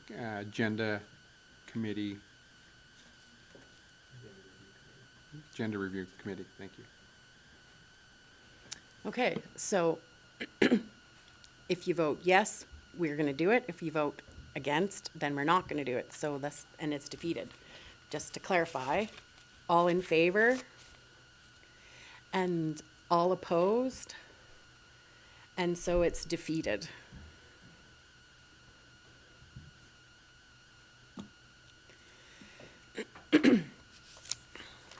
So moving forward in the agenda, for new business, we have an RFD for the Aquatic Center HVAC upgrade budget increase, and I see that we have Mr. Arnott here. Did I say that right? No, I meant, sorry. I know. I'm like, Wes is so Quite much often easier. People will throw an R in there, I don't know why. Wes is so much easier. Good afternoon, council and your worship. Yeah, so before you today, just a high level, administration prepared and posted a request for proposals for our aquatic center HVAC upgrades based on the detailed design report that a consultant did for us in November. That information was brought to council. At budget time, we set a budget of $700,000 for the project. We put out the RFP at just prior to Christmas. Closing date was end of January or first part of February. We got 3 proposals. 2 of them were more than $1 million over our budget. The third one came in at $786,000 and change. And so I'm before council today to ask for an increase in the budget from $700,000 to $870,000 for the project. That would include a 10% contingency, which I like to put into all of our projects. Now the previous budget was approved with the county coming on as a cost share partner, 50%. Now, not sure what the county's answer to the request for an increase in the budget will be, but my recommendation, in order to move the project forward, which pretty much has to happen, is for council to approve a budget increase by $170,000 and give permission to take that request to the county for potential cost share. Thank you very much. Does anybody have any questions? I see Councillor Boniface. Thank you, your worship. You said you got 3 proposals, and so obviously we're going with the least expensive one. Yes. That seems like quite a bit of difference from what the numbers you gave us. So are you confident with the cheapest one? Because sometimes cheap's not always good in the Yes, long no, run. we've done the internal review and they meet all the criteria that we asked for, which was set out by the consultant who prepared the tender documents for us. This is why we engaged them in the first place. So it really caught me unawares as to why these other companies were that much over. That's a lot. It is a significant amount. As we did our review and looked at, well, no, the third company is doing exactly what we've asked of them in the proposal. Yes, it is $86,000 over our prescribed budget, which is in today's That's pretty good, actually. day and age with, so, yeah, they're coming to council to ask for an adjustment in the budget. The additional funds would come out of the building reserve, and then we would take the potential ask to the county. Thank you for doing that due diligence to ensure that we're getting, or asking for. I wanted to follow up. I have the same question, and I'll move to Councillor Phillips. So in our tender process, are we able to go back and find out why those other 2 companies were $1 million higher? Like, because when 2 come $1 million higher, it almost, again, makes me question if that third company's missed something. And I know I read your document saying that we've double checked, but I don't want them, like, in the contract then, if they've missed something, it's not a cost on us? I've had conversations with both of those companies or proponents that submitted, they too were asking, well, what did we miss, right? And I said, well, in our opinion, what we've asked for was pretty cut and dry. And without, I think some of the questions came with the structural load of the building and whether or not the units could be put on top of the roof. The third proponent is suggesting the units will go on the ground. And so they've attacked it in a little bit different way, and so they maybe didn't have to account for any structural bearing. improvements that would come that way, which could be significant dollars. So they just came with it as a different approach as to how they can solve the situation for the HVAC units that are fairly heavy and not having to put them on the roof. Okay, thank you. That puts me at ease a lot better to know that you've, not that I, but I just really like to have that answered in my mind before I can make that decision. Councillor Phillips. Actually, Councillor Boniface's question was exactly what I was gonna ask. Okay, do we have any other questions? So I have another one. When will we know if the grant application is successful for the majority of the project, like the 696? The grant went in February 28th was the deadline. It could be 6 months before, but in 6 months' time, we need the construction to be happening during our shutdown. And It is retroactive, so if we are successful in getting the dollars, it's retroactive. Actually, part of the retroactive fees in that grant included the consultant fees that we just paid in 2022. So we could potentially, that was part of my grant application, was those fees that we've already expended on the project are eligible expenses. So we'll knock on wood Yep. and hopefully we get good news, because that grant is for up to 80% of the total project cost. and that's a federal grant, that's not MSI or anything? Yes, it's a federal grant. Now with all of this, It's Infrastructure Canada.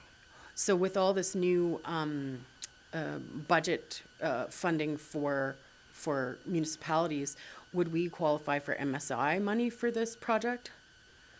Mr. Kraus, maybe? Yeah, so your worship, we're granted MSI automatically. Okay. And it's up to council how they want to allocate it to which different projects. Okay, So in the 2023 budget, council has already done that. So this grant is above any other grant that we budgeted for. And in reviewing the grant application with Mr. Ament, it's actually a very strong grant application. We've exceeded the percentages for energy efficiency that they're looking for in the grant. So it looks favorable. okay. And I have a second question there, and then I'll go to Councillor Phillips again. Is that, have we not already talked to the CAO at the county and felt them out about, like, do we have to have a proper motion?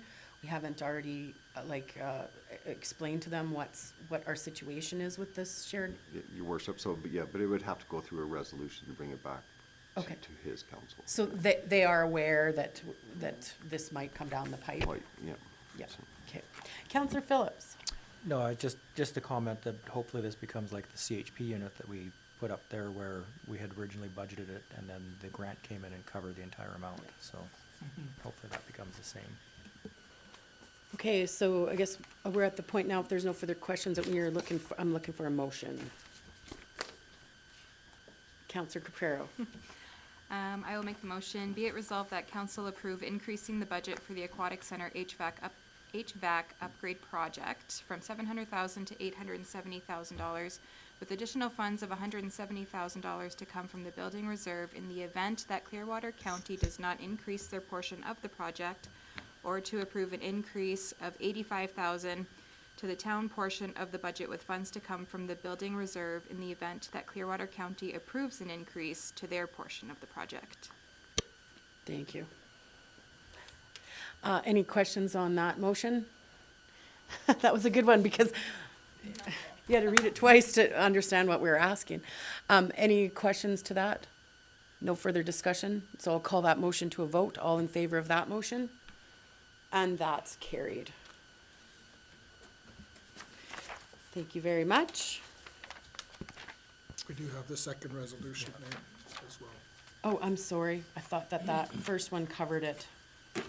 Counselor Phillips, I see your finger was Yep. just ready to go. Just to move on to the second resolution, to make a motion that council authorize the administration to contact Clearwater County to advise that the project budget has increased from 700,000 to 870,000 and request that Clearwater County Council approve an increase to their portion of this project by $85,000 from $350,000 to $435,000.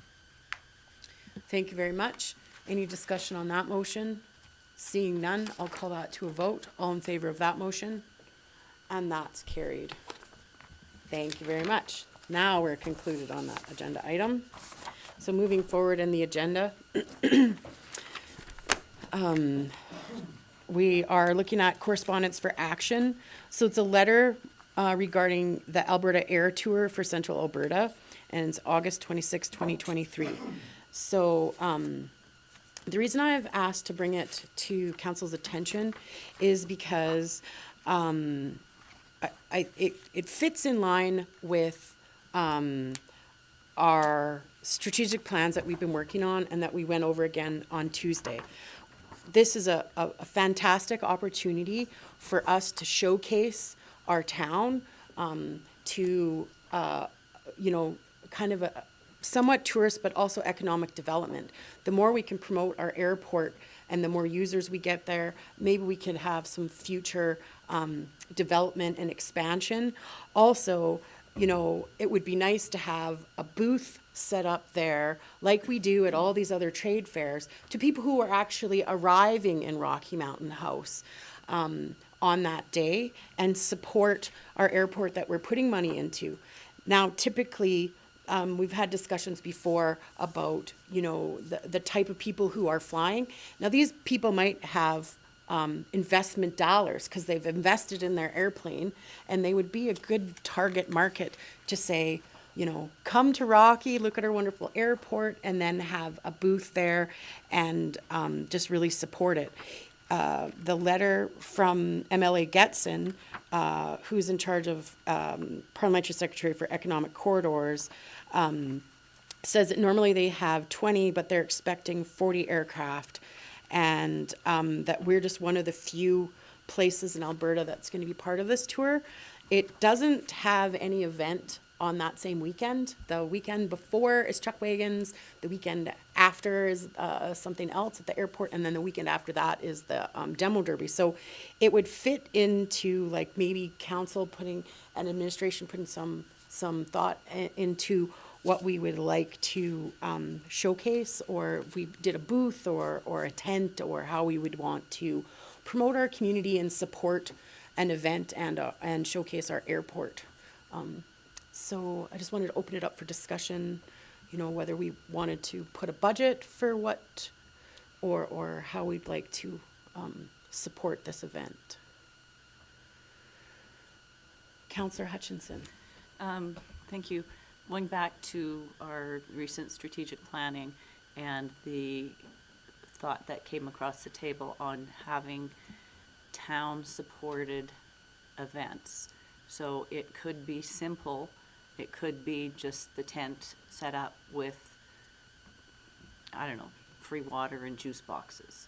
Something that simple, something that's not going to be an expense to the town, or a large expense, but to be promoting who we are, and maybe that's another opportunity to have all the council scheduled or something along that line to have open dialogue with residents as well. Thank you very much. Councillor Phillips. So it seems like they're wanting us to discuss the possibility of making Rocky a stop. I think that's the first step, is we need to engage and see that we are on this stop. We are. We are for sure? Yes, I've talked to him Okay. at the Japanese consulate event night. And Okay. We are a stop. Okay. No, I was just wanted a just letter to. the letter just saying that they were looking to discuss the possibilities. So now that we are, then yes, I think we should, I'm not sure if we would leave that to administration to do that, or how we'd make that happen. Okay.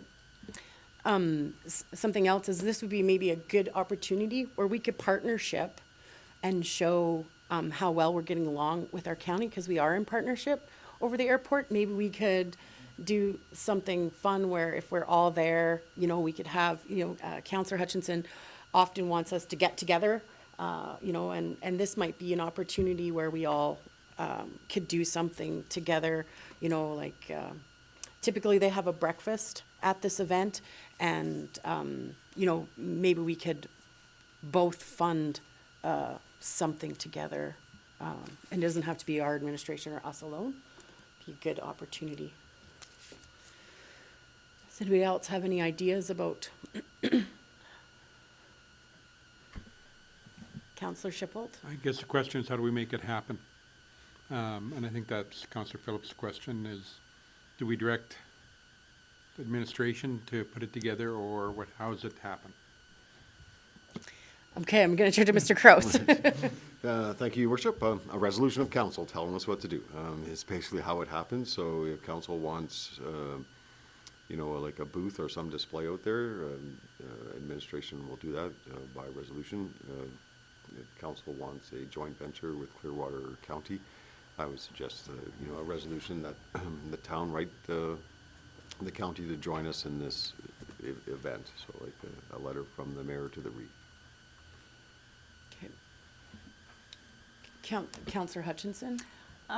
Seeing how this is August, could we table it until we thought of some ideas or thought of kind of get more of a plan to be able to direct admin in the right direction? Is that a possibility? So, like, I totally agree. It's just that, you know, it takes time to set up things, and there's a lot going on, a lot on administration's plate, a lot on our plates. So I would recommend that we send a letter right away to the county so that they make sure that they have time, and then we can certainly ask administration or come up with ideas later, but let's start with inviting the county to do it together if that's something we want to move forward with. It takes time to plan things, you know, and we're all busy people and it's summer. So the sooner that we can, you know, make resolutions, the easier it is for administration to make that happen. Councillor Phillips?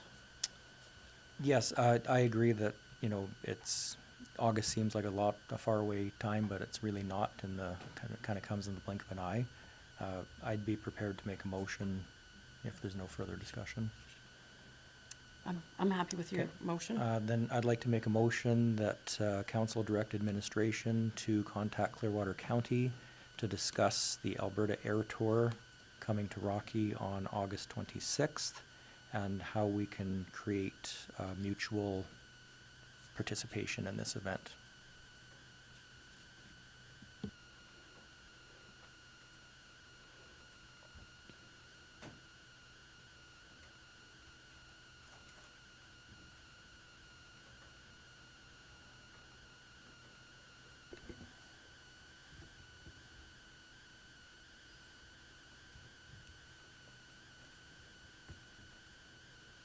I'm just waiting until she's got it totally up on the thing, because I think I want to make a friendly amendment. Does that look like what you're?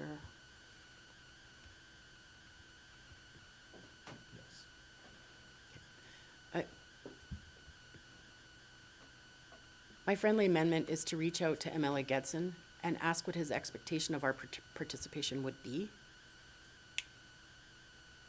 So that might give us better direction.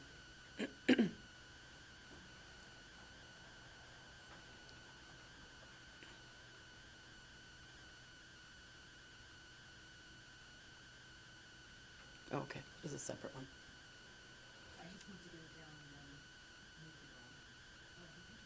Okay.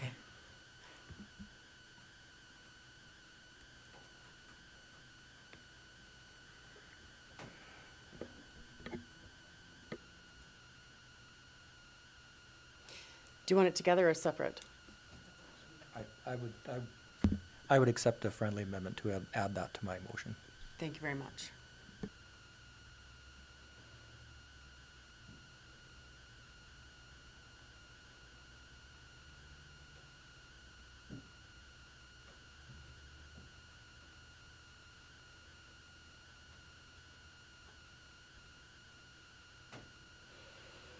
Okay, is there any questions on that motion that's on the table right now?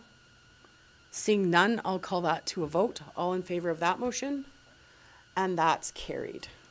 Thank you very much. So moving forward in the agenda, correspondence for action, the audit planning letter. A suggestion is to accept for information, and if we need to meet, we can meet if we have any specific questions. Baker Tilly is our auditors, and they've laid out a letter. Does anybody have any questions? Mr. Kraus, did you want to add anything? So, Your Worship, this is the annual letter sent by our auditor. In the letter, they'll reference an audit committee, but council has always used council as a whole to act as the audit committee. In the letter, it gives out their roles and responsibilities and the expectations of council in the audit process. The auditor is more than willing to meet with council, to discuss any content of this letter, and get direction from council if there's any specific item that council wants the auditor to look at in the process. So council can either accept the letter or accept the letter and request a meeting with our auditor. Okay, would anybody like any further questions or like to make a motion? Councillor Schipholt. The only comment I have is if their price would be typical of what normal municipalities our size pay for accounting. In this case, this price is 57,000, if I remember, 58,000. So, Your Worship, to answer the question, we do go out to a request for proposals for auditor, and we did it 2 years ago, I believe. So, they were Okay. in line. So I have no problem with them as a firm. Yeah. I love them, but the price just seems up there. So. Okay, so would anybody does anybody have any questions that we need to have a meeting with? Seeing none, I think I'll make the motion then, so we can proceed. I'll make a motion to accept for information the audit planning letter, 2022. Any further question from Baker Tilly? Yep. Is there any further discussion on this item? Seeing none, I'll call that to a vote. All in favor? And that's carried. Okay, so correspondence for information, 11.1 through 11.4. Is there anything anybody wants to discuss or highlight in those letters? Councillor Phillips. Just on the item 11.1, the Clearwater County and Village of Caroline letter regarding their amalgamation or whatever they're going to do as two municipalities. Just that this process that they're going through, and we have, tri-ICC meetings will probably impact that tri-ICC meetings to some extent when we're negotiating things. That's all. Okay, so is there any other questions or comments about any of the other correspondence for information? So I'm looking for a motion to accept for information 11.1 to 11.4. Councillor Hutchinson. I'll make that motion. Thank you very much. All in favor, any other further questions? All in favor of that motion, and that's carried. I just wanted to make you put your hands up twice, because it's getting hot in here. It gets moving around. It's been a long day. So, Mayor's Report, 12.1. Is there any questions or concerns about the Mayor's Report today? So I'm looking for a motion to accept for information. I'll make a motion to accept the Mayor's Report of March 7th. Thank you very much. Any further discussion? Seeing none, I'll call that to a vote. All in favor of that motion? And that's carried. Does anyone have any questions about Councillor Caprera's report? Seeing none. Councillor Hutchinson, did you want to point out anything about your report? Okay. Councillor Phillips, do you want to talk about some of the items that came up on Brownlee? Or are Uh, you, Yeah, I can talk about it. It's in my report here. There was 3 of us that attended the Brownlee seminar in Edmonton.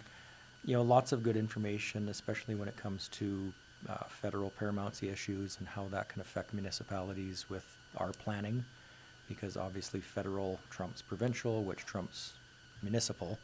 So there was some discussion on that. You know, things like how the land titles, we had the assessors earlier talk about how land titles is backed up, and how land titles being backed up now is affecting municipalities when it comes to development permits, taxation issues it's creating. Just, you know, just lots of really good information at that seminar. Is there anything out of that that you want us to focus on moving forward? Nothing in particular, other than, you know, potentially how land titles will impact taxation when our taxation is coming up due here shortly. And what it's creating is land title still has the original owner on title, but because they're backed up for 4 months, the taxation notices are going to the owner that doesn't really own that property anymore because a new buyer has taken possession. And this is just, you know, highlighting that it could create taxation penalties when really there shouldn't be any, because it's just it's a paperwork issue at land titles that we're not aware that a property is sold. So that will become a problem for a lot of municipalities. Thank you very much. Councillor Schippel, did you have a question for Councillor Phillips? I can hit it in my report. Okay. Is there any other questions for Councillor Phillips' report? Seeing none, I'll move to Councillor Schippel's report. Councillor Schippel, would you like to make some comments? You had lots going on there. Oh, I did so. So let me first talk about the emerging trends with Brownlee. One of the things they said is that often we don't redo our land use bylaws to deal with trends that are occurring, such as smells, vibrations, you know, the different farms that we have going on out there. And they said it's really important that we review that on a regular basis, because after the fact, it's too late. If all of a sudden somebody comes into our community and creates smells or noises or whatever. So I guess the question is to make sure that our land use bylaw is up to date and done on a regular basis. They said that one of the things that they run into often is municipalities come to the table after the fact and it's too late to make a change in the land use bylaw. So that was, I thought, fairly important, because there was a lot of case law regarding that they had reviewed. So important there. Other than that, my report covers pretty much everything. I had the luxury to go to the Central Alberta Mayors and Reeves group in Innisfail. Councillor Ald was gone on vacation, and they called a quick meeting to get together in Innisfail, and had Dr. Kim Jim there doing a review of the Red Deer Hospital and the addition on there. And tomorrow there is a press release happening in Red Deer, or something like a press release. 11 o'clock. 11 o'clock, yeah. And I believe the mayor is going to that. Anyway, it's just to make sure that we keep our foot on the pedal. And one of the things they kept talking about, or he kept talking about, is the transitional period. So the transitional thing is, okay, if we add on to the Red Deer Hospital, that's probably 10 years down the road of 200 beds. What do we do in the interim? Because it's breaking at the seams. So they're looking for a bit of a transitional plan in the middle. And that's what they're looking for the government to support, is that transitional plan. Anyway, 27 mayors were there. I was the only councillor. Had an interesting discussion. They also talked about RCMP versus provincial police. And one thing I didn't put in here was there was a discussion about CAPE. CAPE, is that the word? Yep.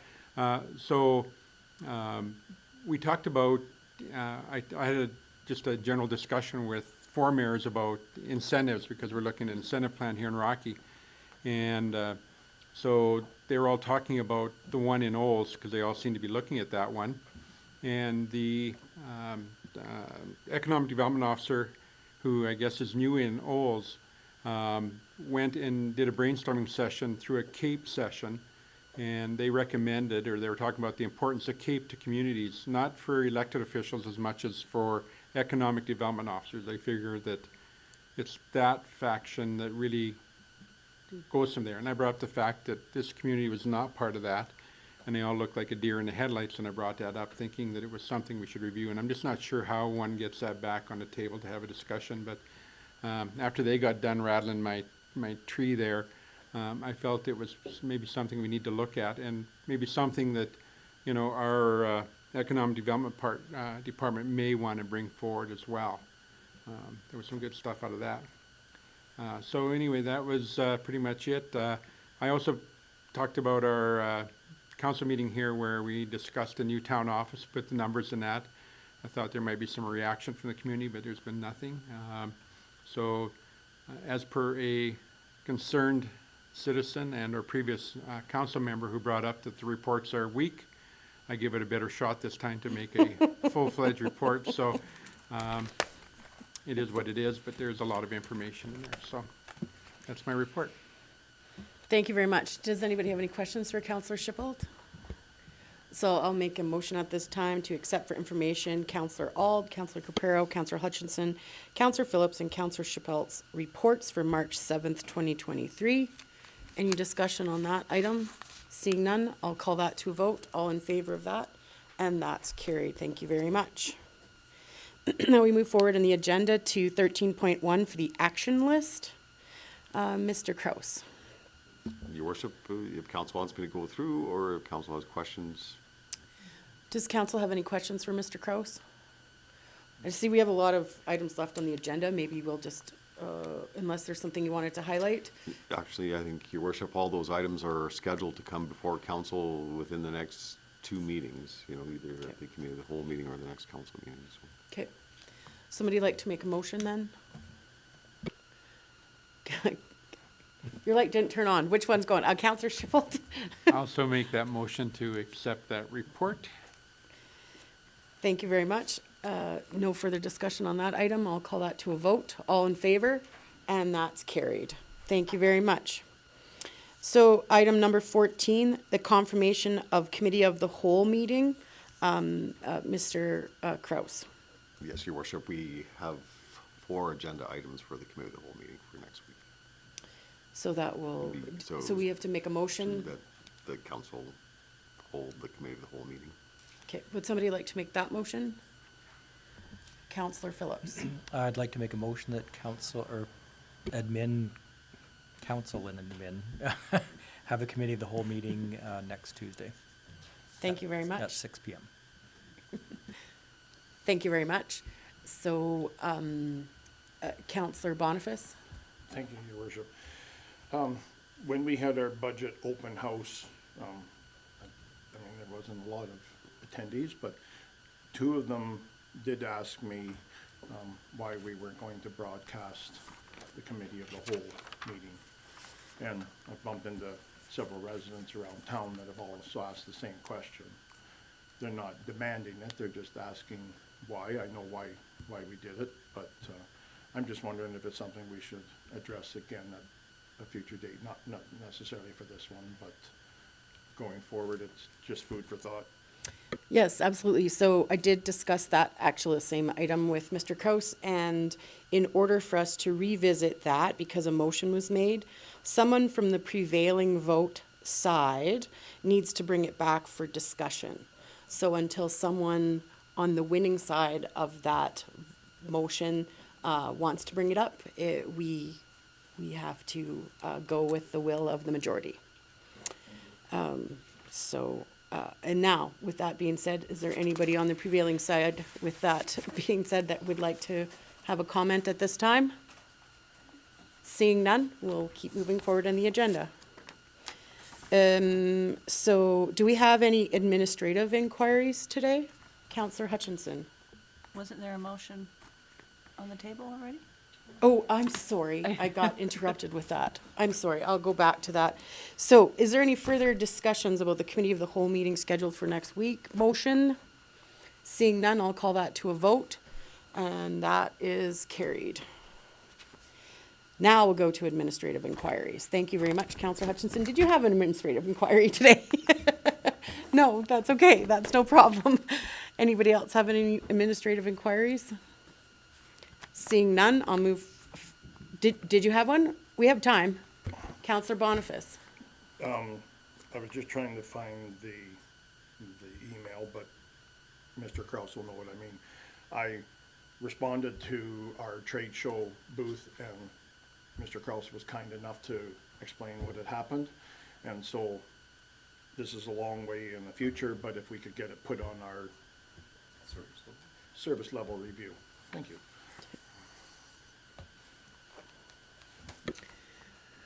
Any other administrative inquiries? Okay, do we have any, seeing none? Do we have any notices of motion? And I have a notice of a motion. I'd like to have a resolution for seating arrangements to acknowledge that the new deputy mayor is adjacent to the mayor. And that's in, following with the similar procedures to other councils. Typically, we review that at our organizational meeting. And so I'm just giving a notice of motion to address seating arrangements. We haven't done that, even with the addition with a new counselor. So that's going to be on the next thing. Any other notices of motion today? Seeing none, I'm going to make a brief 5-minute recess to allow administration before we go into closed session.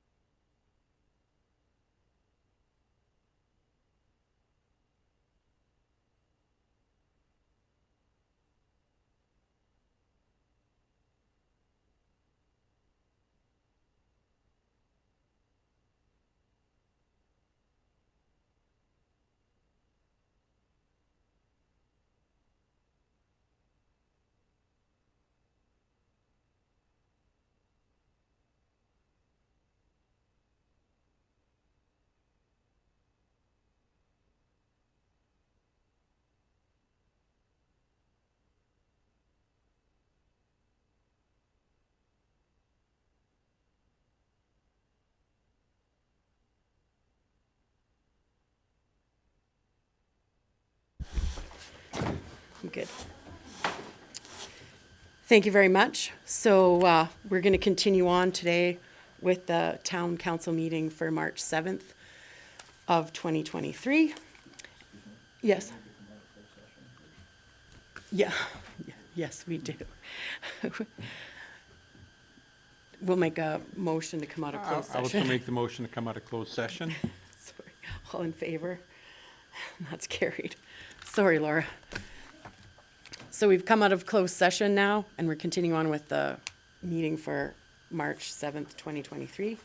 And I believe, Councillor Boniface, you have a resolution. Yes, my resolution is that council have administration proceed as directed in reference to item 17.4 on our agenda. Thank you very much. Any discussion on that motion? Seeing none, I'll call that to a vote. All in favor of that motion? And that's carried. And so we're going to continue on now with, we'll just wait for our other councillor to come back in the room.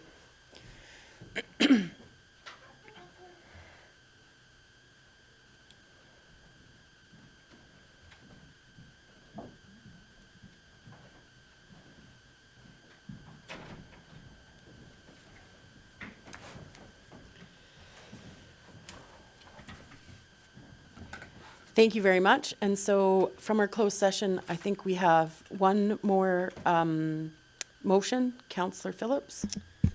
Yes, I would like to make a motion that council approves for our remuneration task force, Alfred Von Hollen, Kevin Stalker, and Mimi Cole.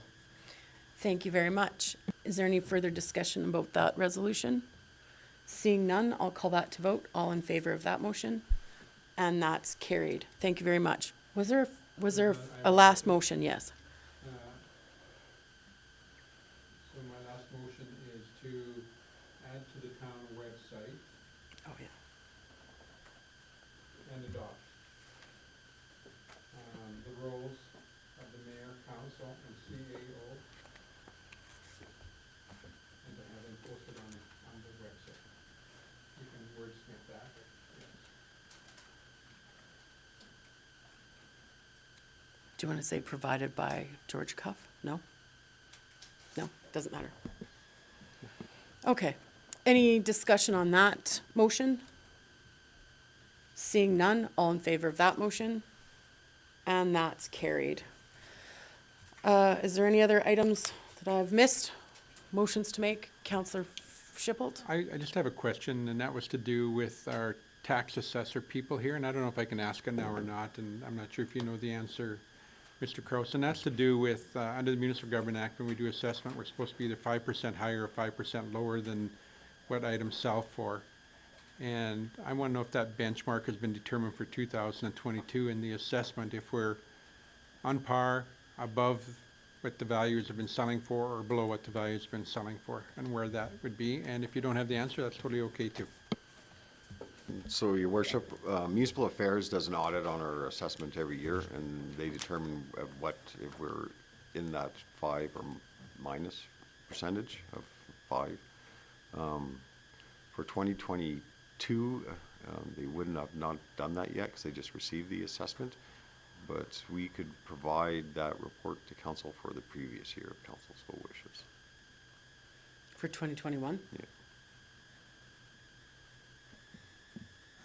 Possibly we can just get them for 21 and for 22 when the 22 is available, just for comparison purposes, if that's okay? Your Worship, yeah, I mean, administration can provide that, just aware that municipal affairs probably won't have that out till like fall. Fall it is. Okay, seeing that there's no more items or motions left on our agenda today, I would like to adjourn the meeting. Meeting adjourned. Thank you very much.